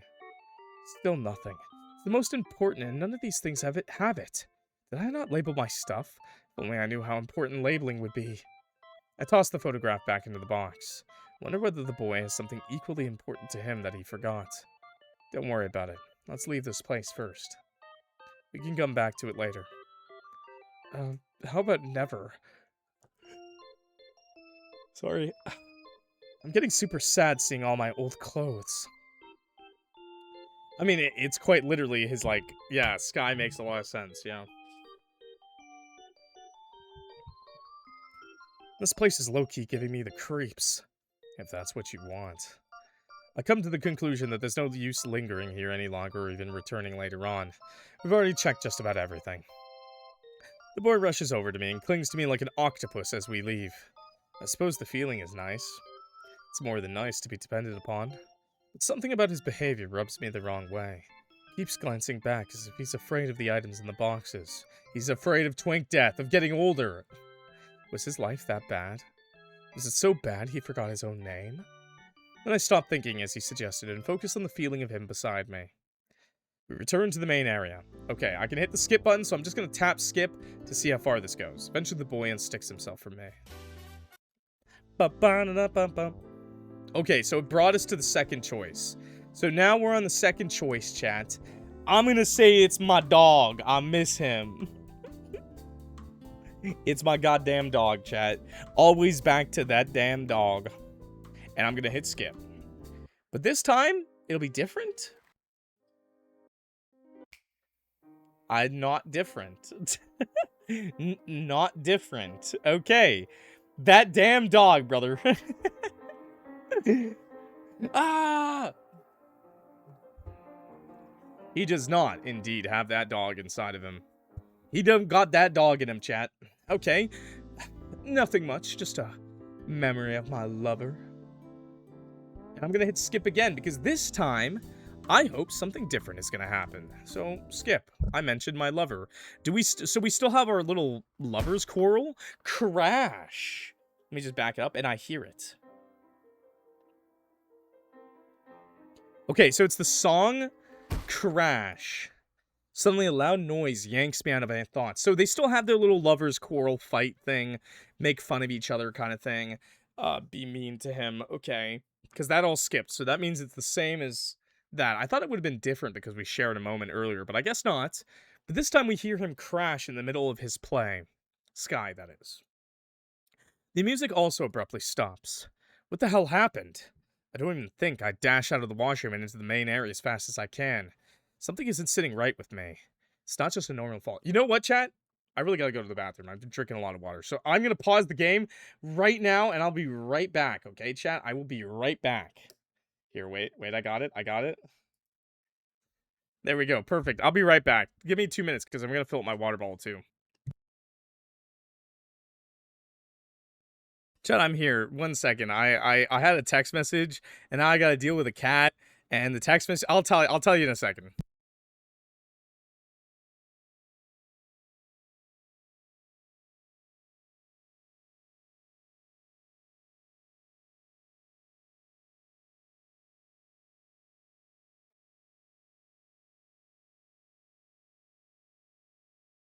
Okay, Chad. I'm back. My cat tried to steal my spot. I did text him back. Um, sorry, I went to go to piss and I got some water. And I was filling my water bottle. I looked at my phone for the first time in like 2 hours, and I had a text message from a very concerned family member who was like, "You were sick in the hospital." I'm sure your mom didn't explain it very well. I didn't really tell. I haven't told anyone actually that I went to the hospital. I only told my mom because she's like close to me. So like I talked to her a lot. So I just told my mom. I was like, yeah, I had to go to the hospital. Like get something done. And I had another family member just like reach out to me because my mom was just like, my son was in the hospital. Didn't explain anything. So I was like, I should probably try to explain. Anyways, I'm sorry. And then I had to go buy the milk and the smokes too for you guys. I didn't get them, so I guess I'll have to get those another time. Anyways, yeah, sorry it took so long. And then my cat was in my spot, and I was like, "Ah, ah, ah." Now he's back beside me, I think. No, he left. Oh, good, he left. He left when I got up. Good. Okay. 1, 2, 3. Okay, YouTube, we're back. It's not just a normal fall. Hey, are you okay?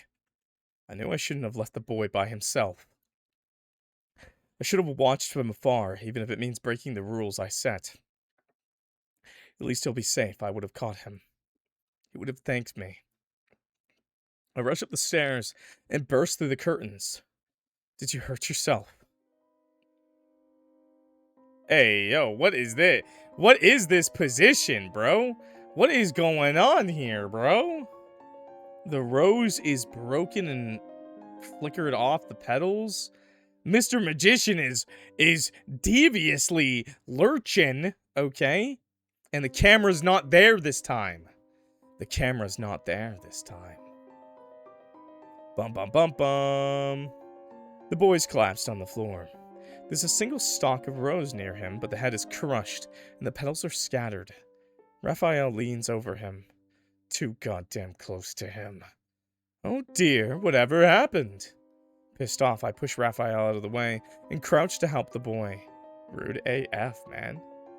Oof. Oof. He's visibly trembling. Must be the pain from falling. Poor thing. Hey, I'm here. It's okay. Are you hurt anywhere? Can you stand? No. Don't touch me. Get away. What? The boy shoves me weakly. It's not enough for me to fall or feel physical pain on my body, but I still stumble a little. Where it hurts, the pain I feel is in my heart. It stings. The boy's eyes swirl with emotions he didn't have before. There's no softness, no kindness, and while there isn't an anger, it's something much worse. Fear and confusion. Why? What is this? Something's wrong. Suppressing my bubbling panic, I rush back to the boy's side, trying my best to lower his guard so he'll be receptive to me and tell me what's the problem. The boy! Boy, I swear to God. But every time I try to soothe him, he only swats my hand away. Something's really wrong. I said it already, didn't I? Get away from me, Alice! What don't you understand? Why don't you understand? Calm down, please. I don't know what's going on. Did you hit your head? Was that what happened? I know how to treat injuries, any injuries. I did that all the time. I know how to do it. Alice, just fucking listen to me and... Time's up. Raphael looks up from an imaginary watch on his hand. He taps it twice. Time is up, boys. That seems to send a jolt through the boy. He forces me aside and scampers to Raphael, then drops to his knees before the man. His quivering hand clutches each other's as if in a prayer. Concerning image. But good CG. His quivering hands clutch each other as if in a prayer, and he claws desperately at the man's clothes, like a wild animal, fingernails ripping hard enough to leave tears. Something's deeply wrong. Thank God, thank God. Please, I just want to die. Die? What do you mean? You failed. Huh? The boy's voice is strangled and hoarse. You have to try again. Again? What do you mean again? But I did it! I did it! Isn't this theater made by my mind? Isn't this trial for me? So why can't I move on? Why can't I die? You have to move on together. With him? No, please, just let me go. Me and me alone. I have to die. I can't. My deepest apologies, but you have to start from the beginning. Please, no, please. Spare me mercy. I'll do anything at all, anything you want. Oh God, please. No snap? Something's wrong. It's not because my head is spinning, nor because of the darkness closing in on me. I think I hear the sound of a snap, but it's drowned out by sobbing and my own panting. My arm reaches for the boy, but I can't reach far. He's so far from me. He begs and cries till his last breath. My breath disappears with him. My world, as I know it, fades from me. My sky shatters. Okie dokie. We heard the snap, because I made the snap. This is all wrong. I have to try again. Okay. Alright.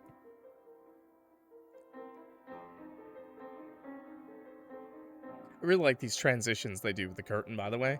They did it at the beginning of the game, I just forgot to show you guys. But it's a very cool transition. We try again. Let's start from the very beginning. A love as long as you can. A love as long as you may.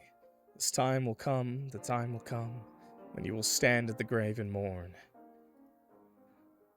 But we will always be together. My world, my sea, my sky. Quite literally, sky. I'm gonna hit the skip button and see what we can do different this time.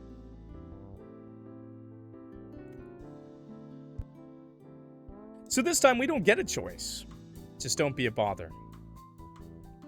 I'm gonna hit skip again just to go through the, so we don't have to read all past it again. So this time, one choice, eh? I assume again, one choice. I have one choice of option again, nothing much. Just a memory of my lover. And once again, I'm going to hit the skip button to see what we can do different. And before then, when I try to shift all my prompts on stage, Raphael suddenly stops me. You're going after he's done performing. Huh? Why? See, he's not performing with many props. You, on the other hand, if you go first, we'll have to spend ages clearing the stage for him. What a bother, don't you think? Fine then. Good boy, Alice. I leave my props backstage and stroll to the washroom to wait for my turn. But just as I'm about to enter, I stop cold. Something bothers me. It's not just a small feeling I can ignore. It's like my entire soul is being shaken up along with strange déjà vu. Something orders me to watch the performance. I know I'm going against what I said earlier, but in hindsight, does it really matter? I know I'm going against what I said earlier, but okay, it doesn't matter. Sorry, I clicked off the wrong thing. The no seeing each other show only came about because the boy was upset. I didn't want him to play as my lover. It's such a trivial matter. He'll probably appreciate it if I watch his efforts. With that, I turn back. So, I don't want to spoil too much. I don't want to think too much. But obviously, they're the lovers for each other, right? Like, I think that's pretty clear. I think they're lovers with each other, right? I think we've all figured that out. And in Sky's play, I'm assuming his name is Sky because of the one slip up, but I assume his name is Sky. And all the, you know, all the foreshadowing, at least. But, he has a rose, and one ending, he either keeps the rose, and it's like he remembered nothing, right? The rose is just there in his hand, dangling. He doesn't remember shit.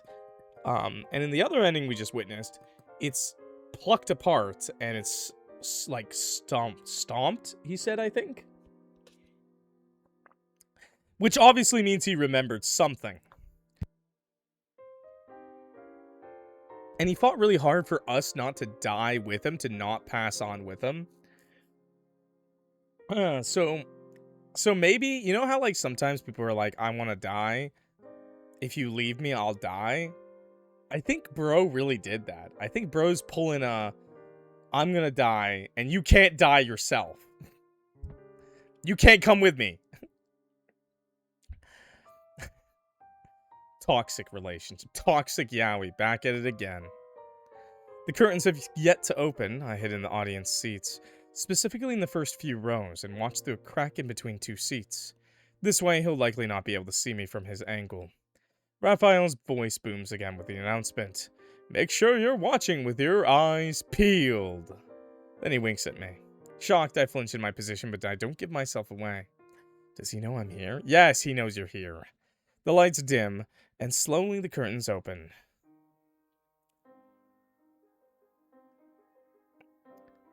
Plucks the flower. Okay. Is he doing he loves me, or... Don't tell me he's doing he loves me not. The boy stands in the middle. Tell me that's not what he's doing, bro. Bathed in the light. He looks like an angel.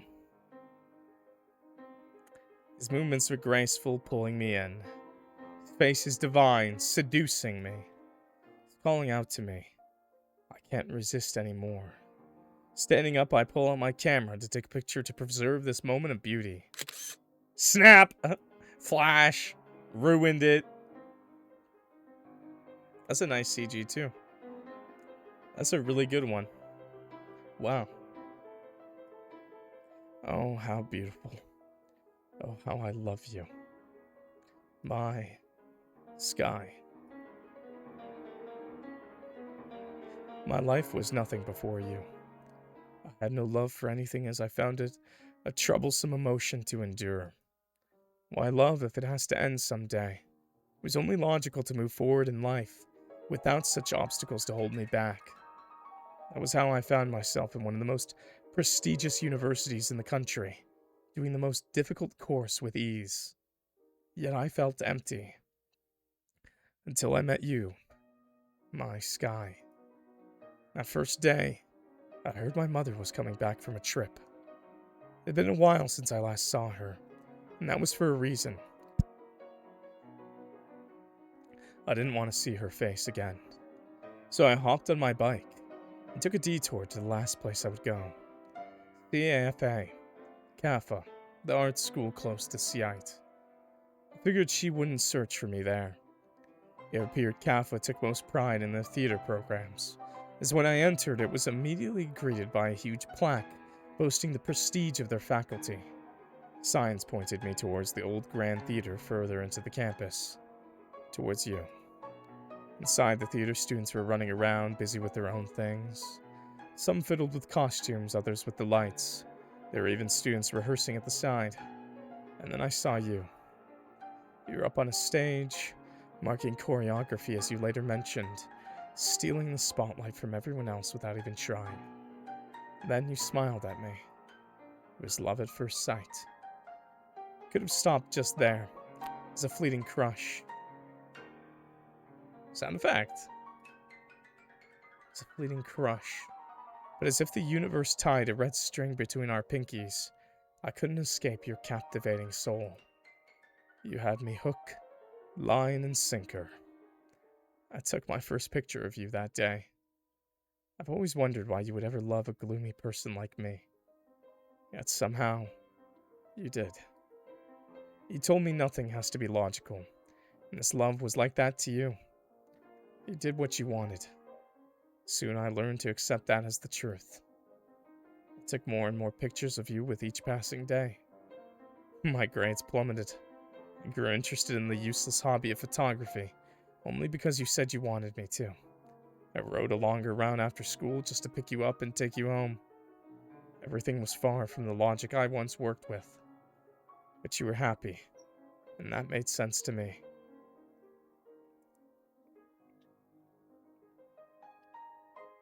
Oh my god, I can see him finally. We were riding home one day. The setting sun drenched the world in an orange glow and painted you, especially in its most beautiful shade. Never mind, I can't see him. It's like he's wearing army pants or something. Your arms wrapped around me. To love and love again, even when love has drifted from you. What's that? It's the message behind my favorite piece from Liszt. He did say he knows how to treat an injury. Liebesstrom number 3. It's part of a set of 3 nocturnes called Liebesstrom Dreams of Love, but the third is my favorite. You know, it was originally a lighter. It was also originally a lighter. Do you know what that is? It's a song for a poem. And that poem was about loving for as long as you can love. Oh, Lieb, so lang du lieben kannst. Brother, the German is not flowing through me right now. I think it's a beautiful thing. What is? That sort of love. An unconditional love that lasts to the very end, even after death. Don't you think so, Alice? So I took 100 photographs of you. I took 1,000 photographs of you. Because I love you. And I'll love you right until the very end. I remember everything now, Sky. His eyes lock with mine. The way he freezes on the spot seems to remember as well. Alice. Sky collapses with a loud thud. Damn. I tuck my camera back into my pocket and rush over to him, but Raphael makes it there before me. I knock him aside. Hey, yo, what the fuck, why are you breathing? Why are you looking like that, man? Yo, bro, why are you looking like the... I'm not gonna lie, I know we're going for, like, concerned and, like, worried, but this is just making me look like he's extremely horny right now. That is not the expression I'm picking up on this one, okay? I'm thinking we needed a new sprite for this one, okay? I'm just saying, yeah. Sky! I grab him by his shoulders and he tenses up even more. Obsessed? Got that little... I don't know about obsessed. He is giving like a yandere, like a little yandere look right now. His eyes grow wide with emotions I can't recognize. I remember. Oh no. No. What's wrong? It's good, isn't it? We can move on together. No! No? That's not what I want, not at all. But it's your... Alice, listen to me. All I want is for you to leave me alone, and yet you follow me to my death. What don't you get? Why can't you get it? What's wrong with you? Why are you like this? Ugh. Why are you making it so hard for me to leave? I'm not doing anything. You are. It's you. You are the worst. I've only been loving you. And that's the problem. I don't want that. No more. Struggles in my grasp, tears pricking at the corners of his eyes. When I let go, he doesn't move away from me. As he said, I don't understand any of it. But this push and pull, it reminds me of that day.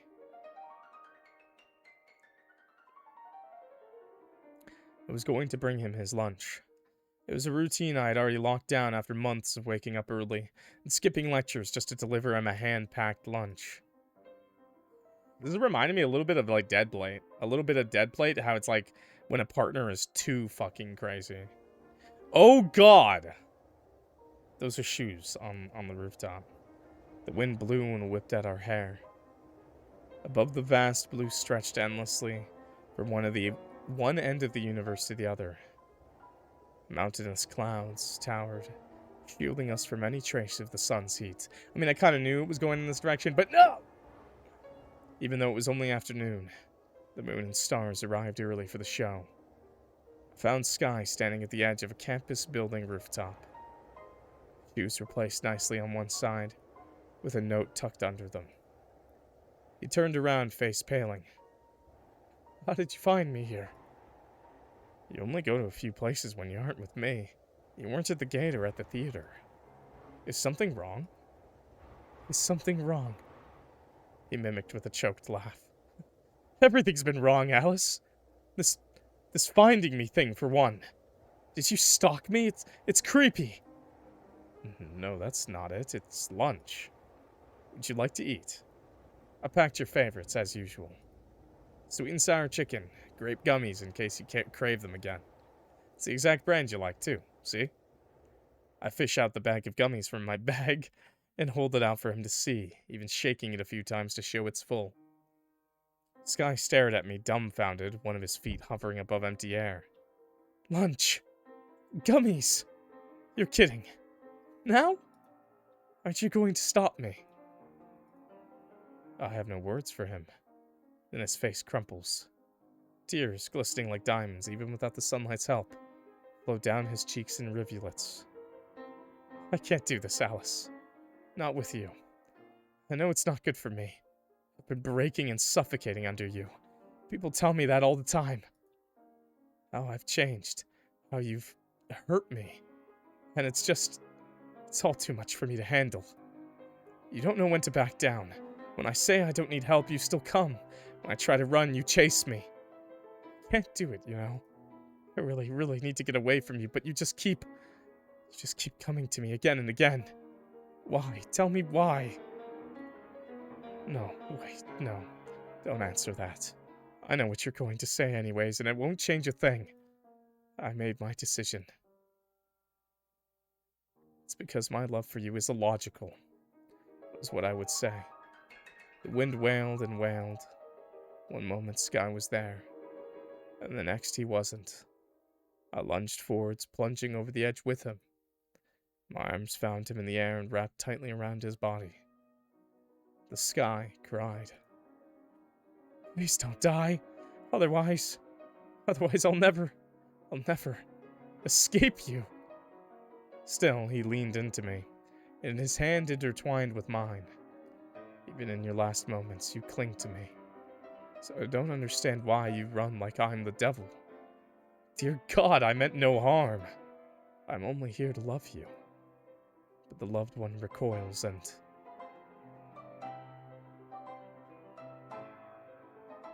Never mind. That was the exact expression I guess the author wanted to portray. Okay. Sorry, making sure there's no cat around me. Oh, okay. Okay. Sky. Reach out for him again, testing the waters. He hesitates for a few seconds before shuffling away. Don't say my name like that. Sky. Ugh, what the hell? I told you to stop. You never listen. I don't get you at all. Sniffling, Sky wipes his tears away. Why are you like this? God damn it, why? Why are you so stubborn all the time? Why do you keep insisting on clinging on to me?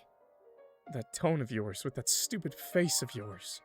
Why do you make it so hard for me to not love you? Fuck. The harsh stage lights seem to soften into evening sunlight, showering Sky with an ethereal radiance despite his sobbing state. He's still as beautiful as the day I met him. Tell me what to do, Alice. Please, I need to know what to do. Stop that. Stop that. Once more, I hold out my hand. Sky's hand trembles and hovers, then slowly lowers and grips mine tightly. And stay. I love you. And I'll love you again in our next lives. Even if you're galaxies away. I'll find my way to you again. Like how I have in this universe. For my love is one that is never ending, unconditional, till our last breaths and after. It's a beautiful thing, you see, that sort of love. Just like I promised.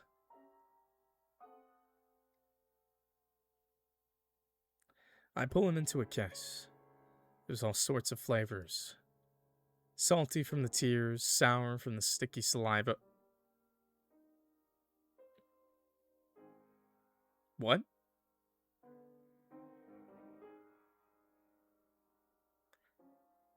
Who you be kissing? Who are you kissing? Who be having sour kisses? I don't remember eating no sour gummy worms, okay? Sweet, bitter, bittersweet from how it all feels to finally be with him again. His lips quiver against mine.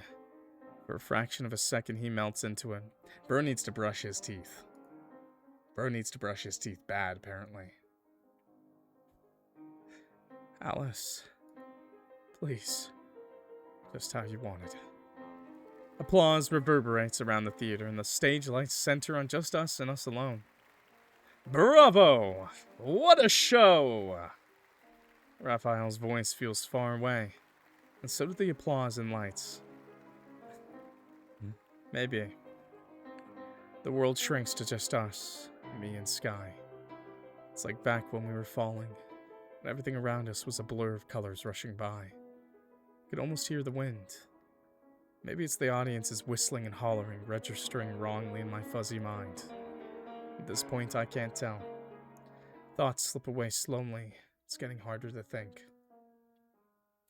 But what's easy is the feeling of each other's warmth and the harsh, bitter coldness of death. I hold him tighter. He holds me back. Oh, Sky.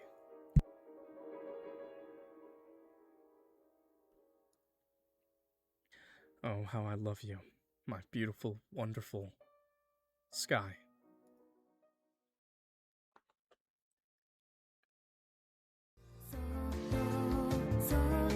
No way you're gonna hit me with something like this. No. Okay, I got it. No. Okay, I don't think this is. I don't think that's copyright. Okay, I don't think that's. Sorry. What a funny song to end that with. I'm not gonna lie, I'm not a huge fan of songs like that ending off on, like, after a really emotional moment like that, but that's okay. Really great art. Really great art, okay? I would play the music out, but I'm pretty sure it's just copyright, so yeah. There's only one way to be. It's to be like the rest of them. Laughter rings in my ears. Let me turn it back on. There we go. Laughter rings in my ears. Snowflakes dance across my vision and cascade gently. Colored hair falls to the floor in thick chunks. Loser, weirdo, freak. I only wanted to express my feelings like any other kid my age. I'm not even in school where there's a dress code to follow. So what am I doing wrong? To be standing in an alley having my newly dyed and styled hair sliced off and thrown into the drain.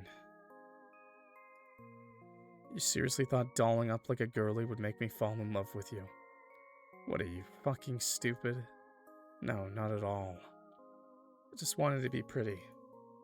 Disgusting. Get out of my face. If you tell anyone in school you confess to me, I'll fucking throw you off the rooftop, you hear me?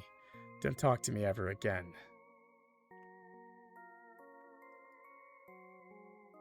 The stomping grows softer, and I'm left alone. The chocolates I made remain scattered and smeared across the snowy concrete ground, ruined even further by clumps of hair stuck on top of them. It's an ugly array of colors, white, brown, pink. They don't go together. It's an ugly sight. I'm an ugly sight. Wait, that's not even that bad of a color combo. People walk past without a word. Car's horn had nothing. Birds screech over rubbish. Snow continues to fall. This world, I really don't get it at all. Why do others treat me this way? What did I do to deserve this? Why me?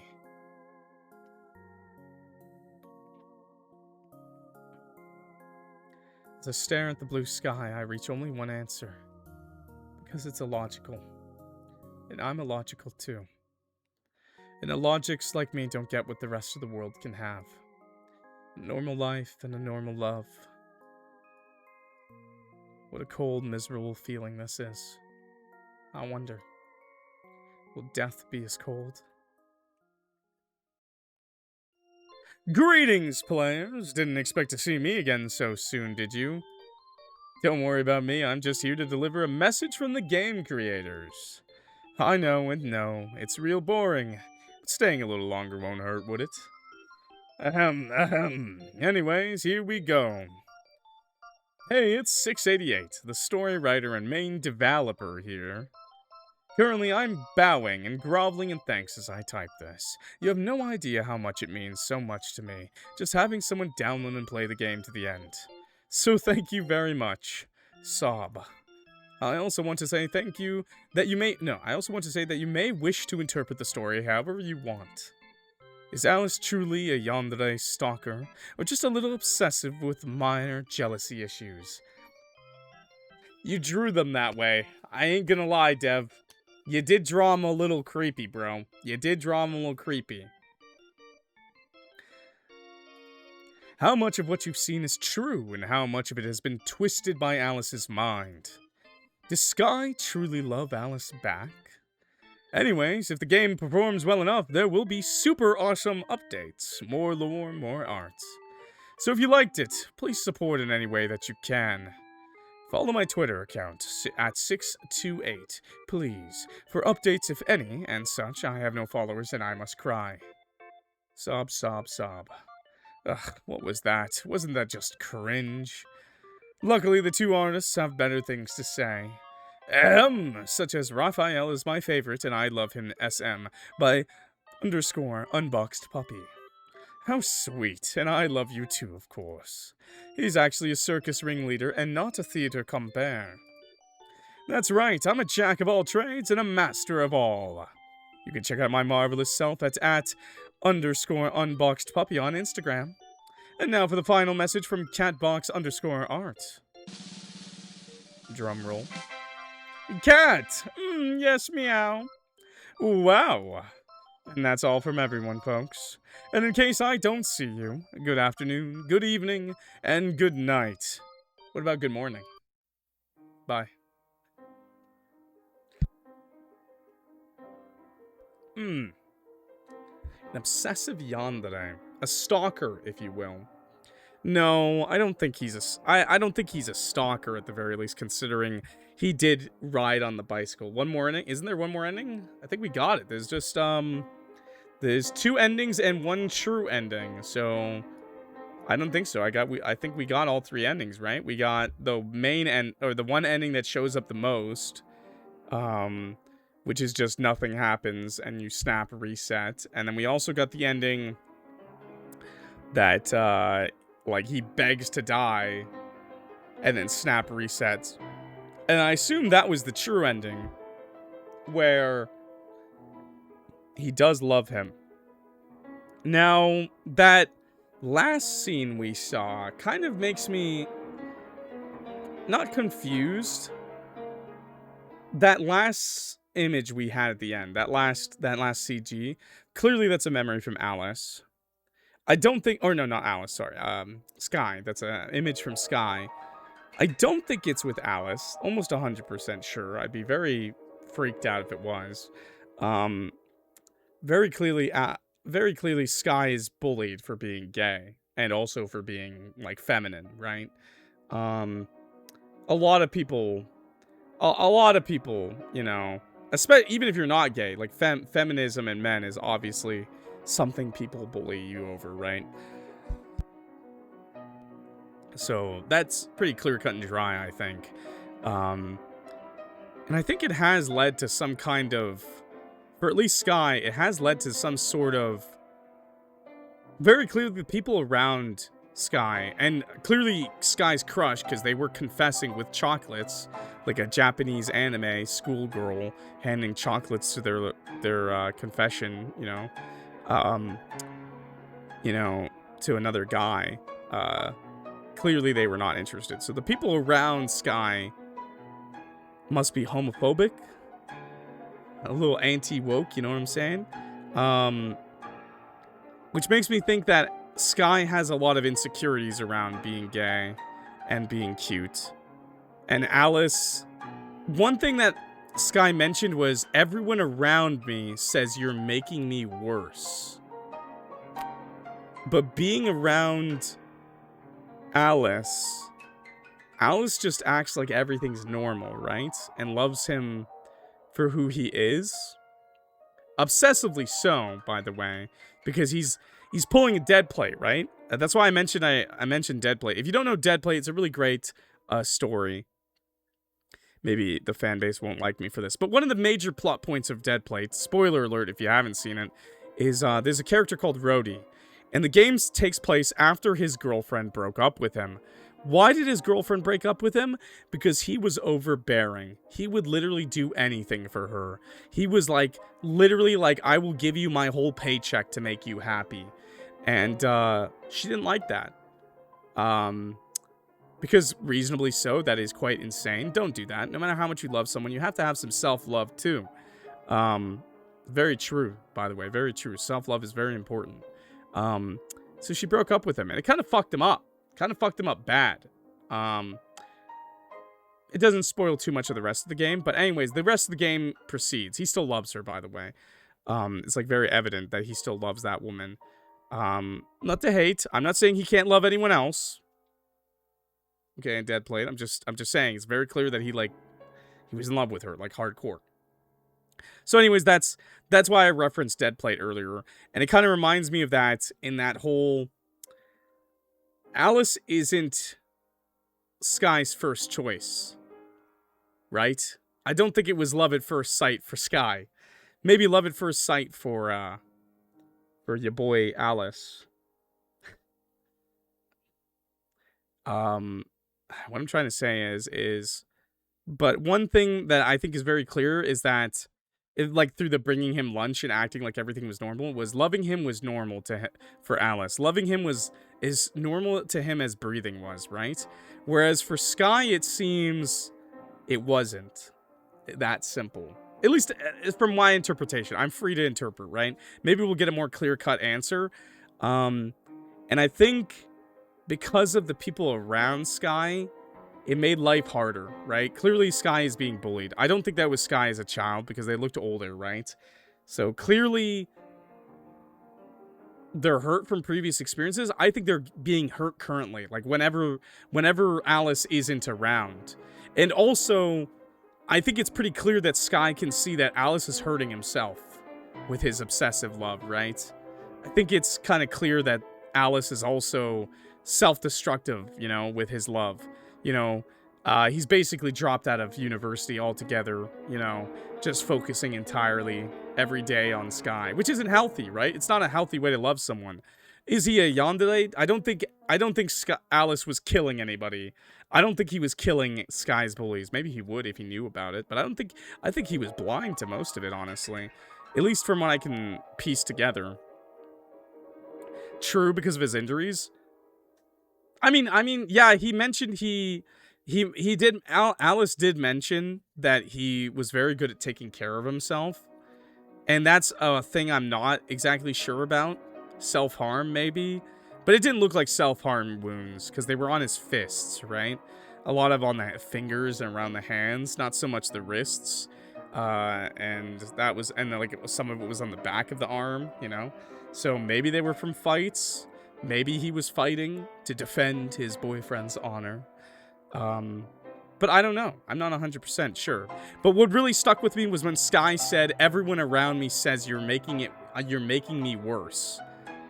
But all I saw was that he was like encouraging him to be himself. So that's really fucking sad and tragic if that was true. If my theory is correct. Maybe I'm just wrong. Maybe it really is just like some crazy, like, he just fucking stalked him and Sky just couldn't say no. And Alice was just like, you're coming with me. You're my husband now. Just shoved him on his bicycle. Told him, tell me to do photography. Tell me you want me to do photography. But I don't think so because of stuff like the photography thing. Like, Sky told him to do photography. I don't think you would tell someone stalking you to pick up photography kind of thing. Is that supposed to be a camera flashing, by the way? That sound effect we hear every once in a while? I don't know. Or is that just the music cutting out or something? To me, Sky was targeted for being too showy and yaoi and feminine by others, and Alice was trying hard to make up for everything without knowing what was hurting. Yeah, I think yeah, that's what I said. I think Sky was clearly bullied. I think the people around him don't accept him for being gay, especially feminine gay. That's like, oh man, that is like, unfortunately, that is like painting a target on your back, right? Because masculinity is very toxic, right, inherently, and many men are toxic about it. And so if you go even further and you're feminine about it, then it's even worse. Like, then it's like a big red target on your face for those guys. So it's really sad. But maybe Alice had gotten used to that kind of thing, you know? And maybe it's a good sign, because Alice mentioned that he had to give away a lot of his clothes because they got too small, but it was like mountains of clothes. So maybe it wasn't just that the clothes got too small, but maybe it was like he was giving away clothes to be like his girly clothes, like his pink and feminine stuff, because it was like, you know, him conforming to society's standards for regular men to look more masculine, to look more, you know, normal, like the average guy, instead of like a cute femboy kind of thing, which is also sad. And obviously this bullying was enough. You know, bullying is horrible, and it is enough to ruin someone's, you know, give them depression, ruin their mentality. Interesting. And obviously Alice is just so in love with him. Like, Alice is just, you know, completely gone. Like, obsessive love at this point, you know. To jump at the same time like that is obsessive love. Like, no matter, even the author, you wrote it, bro. It's about as obsessed as you can be in love with someone, to jump with them, even though you yourself have no intention on dying, you know. I feel like the bullying was before Alice, though, which sort of hurt. Yeah, I'm pretty sure it's all throughout his life. I'm pretty sure Sky was bullied all throughout his life. Yeah. But I assume Alice has, like, people around them, you know? I assume at a crux moment of Alice's life, they tried confessing to a boy. The boy was straight and a bully, and they made fun of Alice. And that warped Alice's view on being gay forever. I think, obviously, Alice viewed it as kind of being wrong or unnormal, weird, maybe, you know? And I think that really affected... Sky's interaction. Sorry, Sky got bullied. And I think that really affected Sky so much that he couldn't really fully accept Alice's love without, you know, putting himself that... Not to mention that you don't want someone to die with you, right? Like, you don't want... Like, if you love someone, you wouldn't want them to die, you know? You wouldn't want them to die, you know, no matter what. I'd hope, at least. So, but Alice is just like, yo, bro, I'm gonna die. I'm gonna die romantically. We're gonna copy the T. Cole siblings, and we're jumping out that roof fucking romantically, you know? Blech. But, yeah, anyways, I don't want to talk about it too much. Please, let me know your thoughts in the description below. I'm sure there's better thoughts. This is just what I picked up while playing. This is just my thoughts. I'd love to see more of this game. Interesting. I won't lie. There was some points where I was like, man, this character... Like Alice... starts off like a little shit, man, and he doesn't get much better until he finally gets really loving, which I guess makes sense, because he kind of is supposed to be like this like, I don't want to say loser, but this just like cog in the machine until he meets Sky. So it kind of makes sense, but damn, did not make me like him. But they do have a way with their words. Pretty good. Anyways, thanks for watching, everybody. I really appreciate it. Let me know what you thought about the game. Let me know your thoughts about how their love worked. Yeah, and let me know in the comments. Clock that like button if you're new here. Subscribe. It helps me out a lot. You know, if you enjoyed this video, we play a lot of games like this. New video every day on the channel. We play a lot of indie horror, but every once in a while I make time for like a YAOI game. Although I try to focus more on like horror-oriented. The developer for this game reached out to me. And I thought, sure, why not? Give it a shot. And I like how it was kind of like there was a little bit of like supernatural stuff going on here, kind of thing. So that was an interesting element. Definitely made it worth it for me, to play, in my opinion. I hope you enjoyed it. Let me know. Anyways, with that, I'm clocking out. So thanks so much for watching, and I will see y'all next time in the next video. Peace.